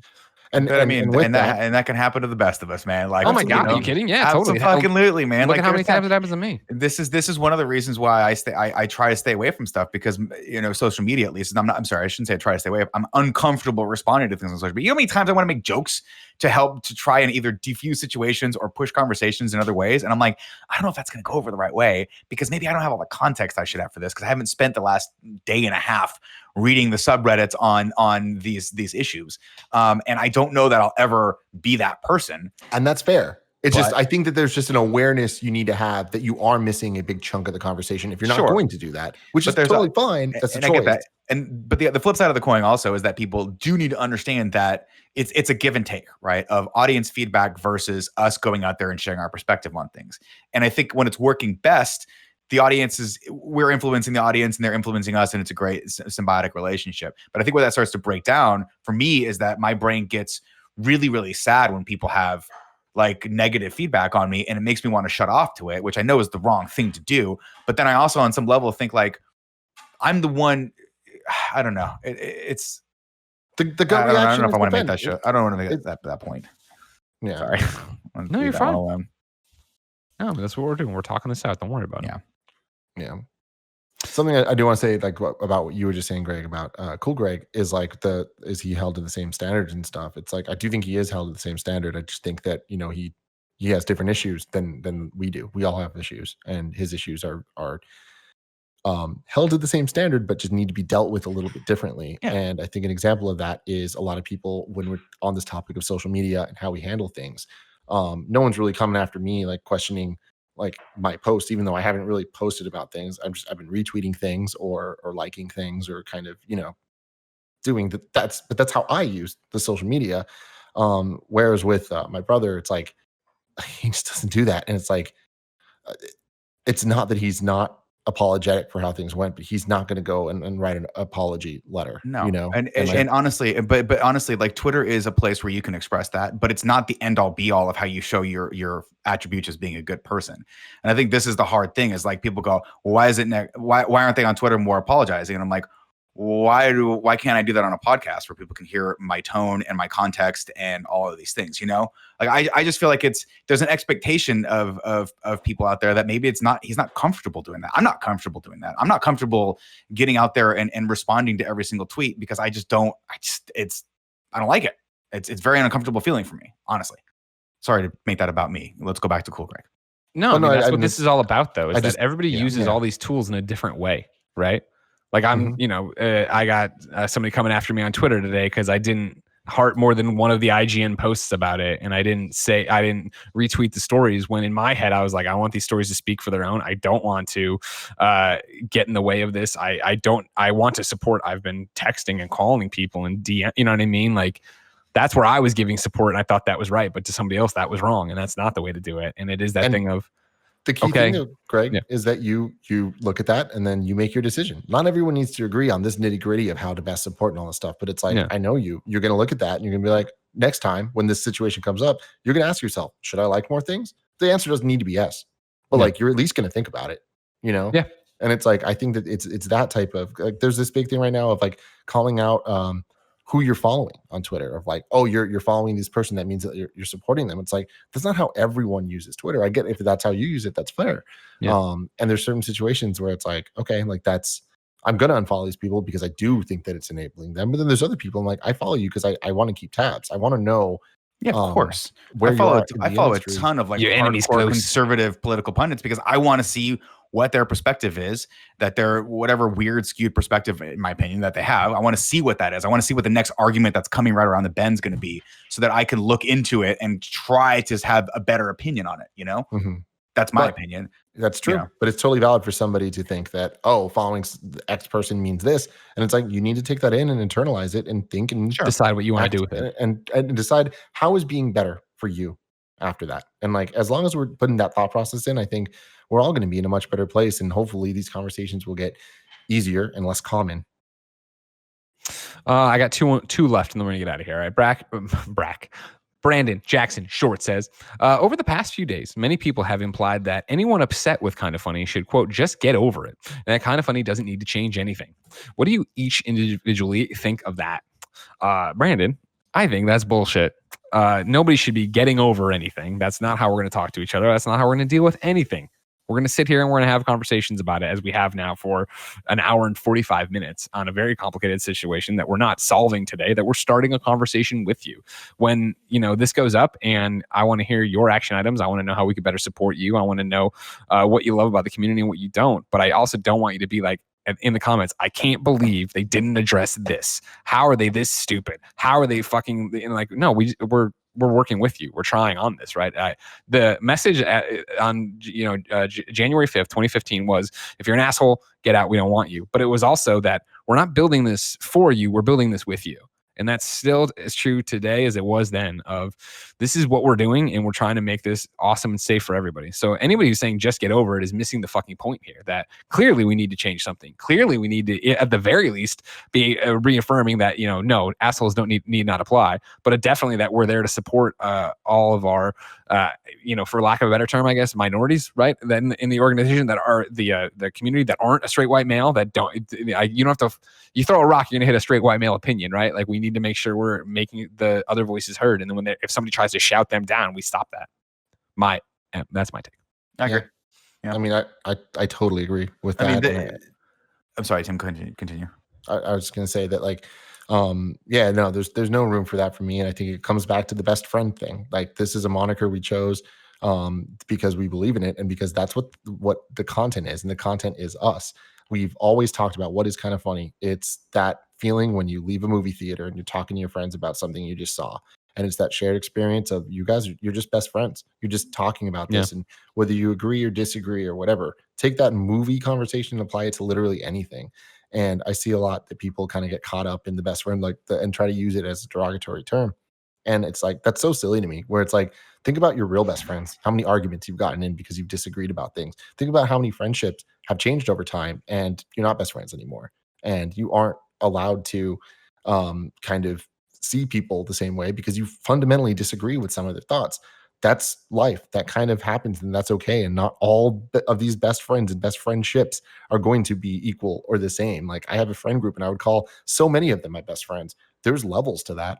I have different relationships with each one of them. And there are certain ones that believe in some stuff that I really don't believe in. We have conversations all the time about that.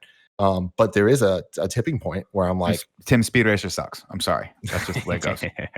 And but there are real things that if some of my friends were like, this is it, I'm like, all right, cool, we're not friends anymore. And that's okay. Like, there is a line. And I think that the best friend mentality is not as just simple as like, oh, we all need to get along. It's not about that at all, actually. And I don't know. I just think friendships are important. And that is all that we have ever pushed at Kind of Funny, is that we are friends that talk about stuff, and we want to be friends with you, and we want you to be friends with each other. Yeah. And I'll second all that. Like, in my opinion, like, people should, what was the quote that the guy said? Like, people should just leave Get well over enough it. alone, or just get Get over it. over it. Yeah, get over it. That's not how the world Kind of works. doesn't need to change anything. Yeah, that's not how the world works. No system is perfect. And, every system is constantly, that's why computers can constantly come out for hopes of better efficiency, better productivity, and overall better enjoyment. We, as a group, we just did a Kevin Smith in review, and I would have told you those Kevin Smith movies are perfect. I go back and watch them again. I'm like, oof, those could have been way better. And you have to have that perspective on it. And I think it's the job of the creative to look at what you're doing and look at your past work and try to get better at it. And that's really what this is, in my opinion.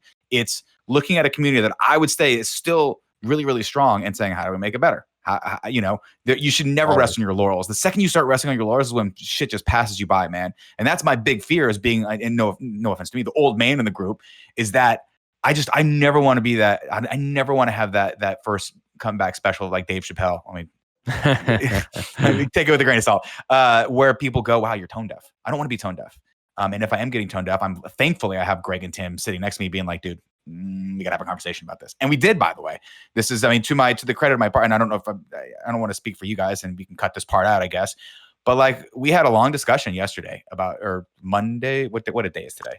I know, right? Doesn't it feel like it's fucking Thursday and it's Tuesday night? Yeah, a while back we had a long discussion about this where I was like, these guys helped me sort of sort through a lot of the feedback that came my way, because I don't know how to handle it 100% perfectly.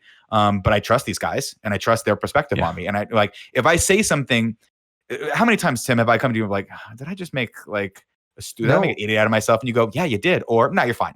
Like, you're overthinking it, right? All the time. And that's something that I want to share with everybody, is that like that happens. And I think people just assume it doesn't, but it's like, there are countless times where Greg or I will do games daily and leave. And the moment we finish it, we'll like look at each other and be like, hey, did I come off the wrong way when I said this? Or like, could this be misconstrued? Or like, what do we need to do? And like, we address it. And it's never a thing of like, I'm being censored. It's always a thing of like, intent. It is intent. We don't want to hurt your mean? feelings. We're not trying to do anything. I mean, that's what I go back to again and again with this. Cause like, privately, when we talk about this every day and everybody's, dejected, worn out, whatever. And it's just like, oh man, today sucked. I'm like, hey, I view today as an absolute win, because like, what the conversations we're having here, while painful and while things we need to work on, aren't the end of the company. None of you who are upset with us are coming to us and being like, I'm fucking done. That was what you did was obscene. I'm gone. Yeah. The people who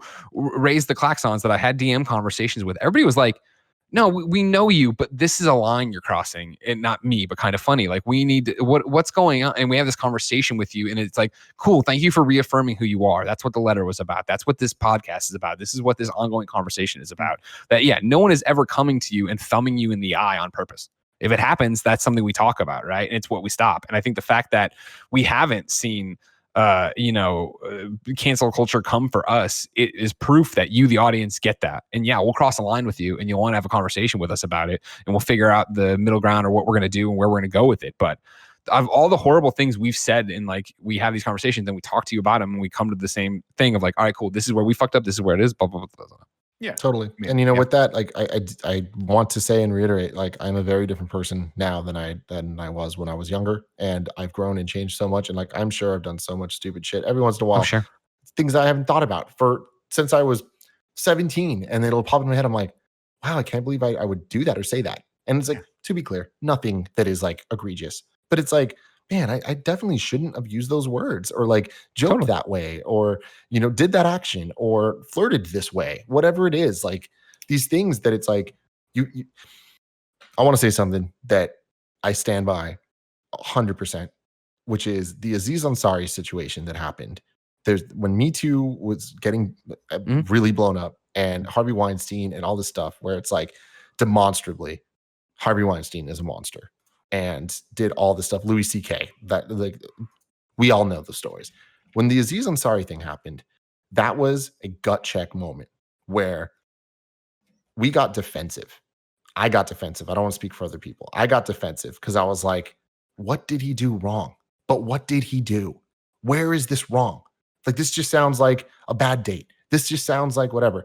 And I got so defensive about it. Then I tried thinking about it. Then I listened to it. Then I like listened to other people's perspectives, and I just kept going. I can't believe how I think about it now compared to how I thought about it then.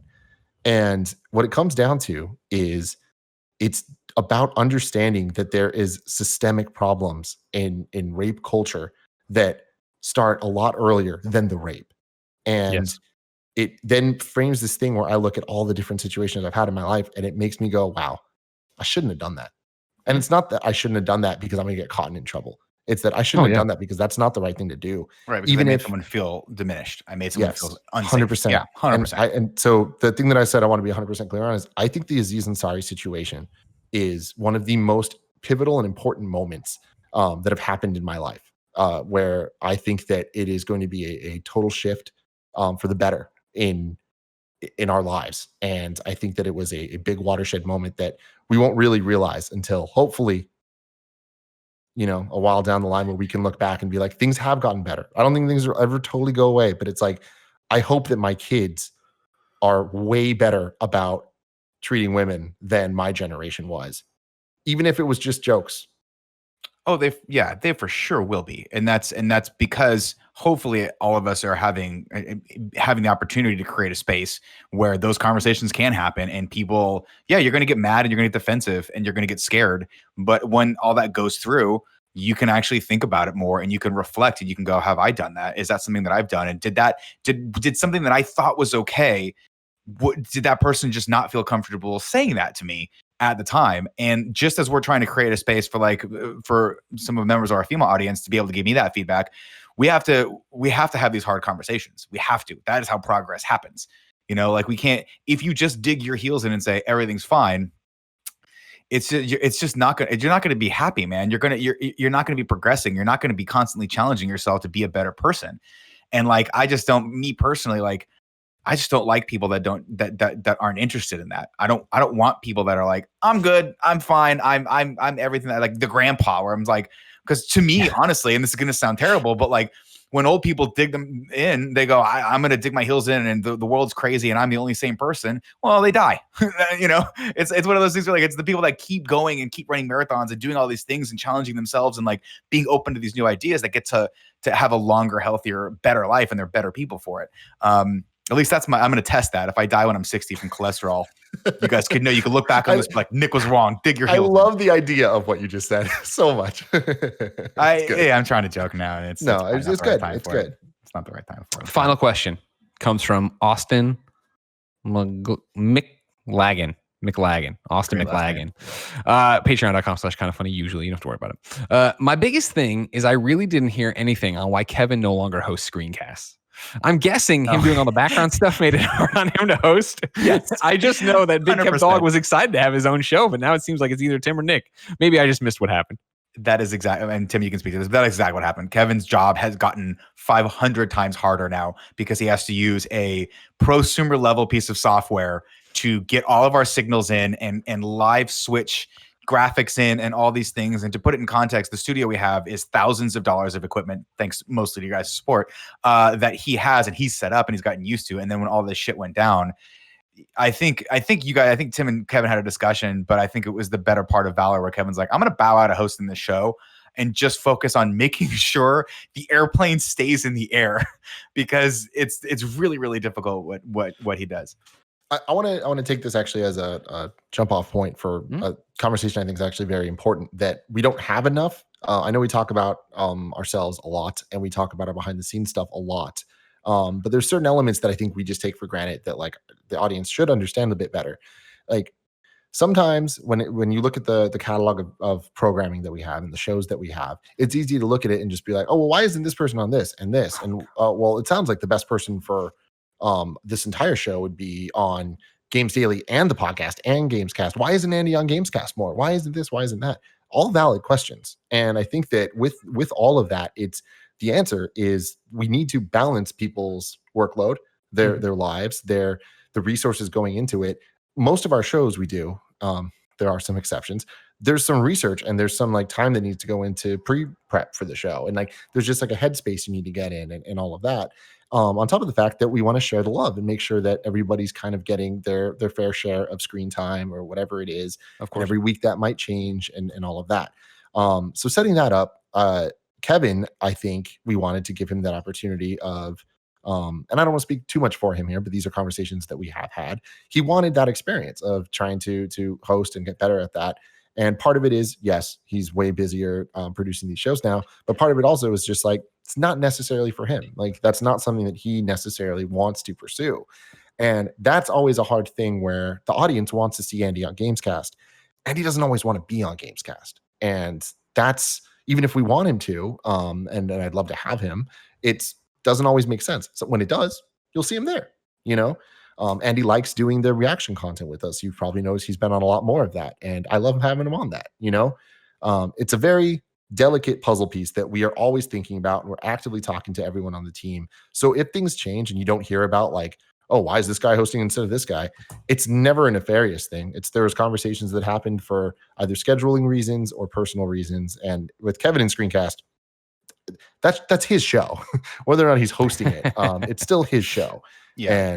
And you know, he takes a lot of pride in it. And then the last thing I want to say with all of this is, with all of the commitment to diversity that we've had for honestly, as in my mind, since Kind of Funny started, but really in the last, since Games Daily started, we've really committed to the up and comer program and to having different voices. And that is, it goes back to my first point of there's only a limited amount of spots, and there is a sense of, you know, responsibility we have for our team to give them work, to give them experience, to give them things to do. But then also our contributors, people like Imran or Fran or Gary. Gary's different. Shouldn't use him as an example. But Imran and Fran, who kind of, you know, look to us as a financial stability place, you know. And I don't know if I'm rambling too much here, Greg, if you want to jump in, but no, I mean, you're saying what I've expressed on the show. Yeah, of course. Like, you know, there's a million things going on. And I know one of the things is you're working from home now. You're Skyping or Discording everybody in. Why not have, you know, random people on the shows? Why not have more of that? Blah, blah, blah. And it's multitude of reasons. And it's what you're driving at, right? Of like, yeah, I think, you know, when we did Up and Comer was very specific of Chloe and Blessing coming out here, right? And then it was that we just had a elevation program or whatever for Games Daily of bringing on voices you hadn't heard and having them take the mic and be part of it. And we did it for, I want to say, a year and a half, right? Really hard. And then at the beginning of this year, we were still doing it, but we fucked up and let somebody in we didn't vet right. I needed to then look into how to vet, but then guess what? A pandemic hit, and then the pandemic hit. And then it was the idea that not only do we now have Blessing, who is a full-time games hire, right? Who we are paying a full-time salary to.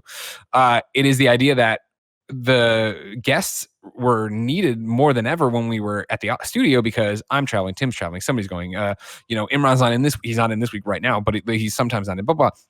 You had gaps you needed to fill, and there weren't any bodies to go to. So it was helpful on us of like, cool, we bring on an up and comer. I went back to it. We bring on an up and comer, unknown voice. We put him on there. We do this, or one of our friends. It is somebody you've already seen before, and we do it that way. And now you're in this pandemic where, you know, you've seen it on many a show, but like, you know, there's less sponsorships. There is this stuff. There is the business side of Kind of Funny of like, cool, we need to make sure we're still paying our staff and our people and our contractors and our Imrans. You know what I mean? We want to keep them going. We also, our guests. Yeah, exactly. Our guests, we don't want to abuse our guests. Like, you know, for as we talked about on the Black Lives Matter week, like, right, everybody we brought in, we paid the salary we pay, or I shouldn't say salary, the stipend we pay Imran, Fran, Gary, or whatever when they come on a show. Like we did that, and we want to do that going forward. We don't want to just rely on the kindness of people. If you're going to come in and it's going to be a specific thing, if you're coming on to promote something, right? If you are part of the, it's a whole ball of wax. But we want to do this the right way. And so that's the thing about it, but it is also the right way. We're in a different place than we were before. And so I do want to use the platform to elevate voices and do all this different stuff, but this goes back a little bit to what we were talking about a second ago of like, Nick isn't using Twitter right. Greg isn't hearting enough things or doing whatever. It's the same thing I've seen of like, you guys need to have more voices on the show. Like Games Daily with this entire week didn't have a female person on it. And I was like, that's true, but I need your help in it looking how small our company is, and the fact that Steimer was on 2 Gamescasts back to back, and Elise is on in review. And it's like, even if it's not happening on the show you want it to happen on at the time you want it to happen, we are still part of that plan. We are still moving forward. We are still trying to represent people. We are still trying to. That's how we view Kind of Funny. Like we do the right thing. Yeah, it's a whole for us. Every week we have our production meeting, and the entire team is looking at a calendar and playing Tetris and moving it around to make sure that everybody has an optimized work week that isn't too much for them and is satisfying as well, where it's like they feel like they're getting, you know, they're learning, they're growing. They're like all the things that we want from Kind of Funny, and guests fall into that as well. And we're very much committed to that. It's just, you said it very well, Greg. Yeah.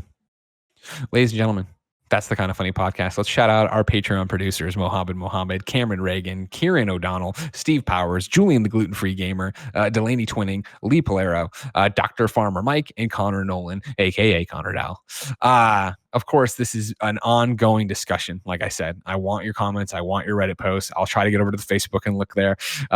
Put them up wherever. Tweet at us. Let us know what's going on and be better to each other, but not in like we're talking about like everybody has to be best friends and agree on everything. That's not what I mean. We can all have the community that I shouldn't say we're pretty close to, because that totally disregards the problem areas that have been identified. We can do this. We're already really, really good. We can be really, really great. You know what I mean? And that's the thing, is it's all about just being on the same page here and celebrating the things we want to celebrate and love and do all that stuff. And at the end of the day, we're a community based on gaming, right? So we can keep this going. We can do this. Right, guys? Mm-hmm. Yep. 100%. Ladies and gentlemen, until next time, it's been our pleasure to serve you.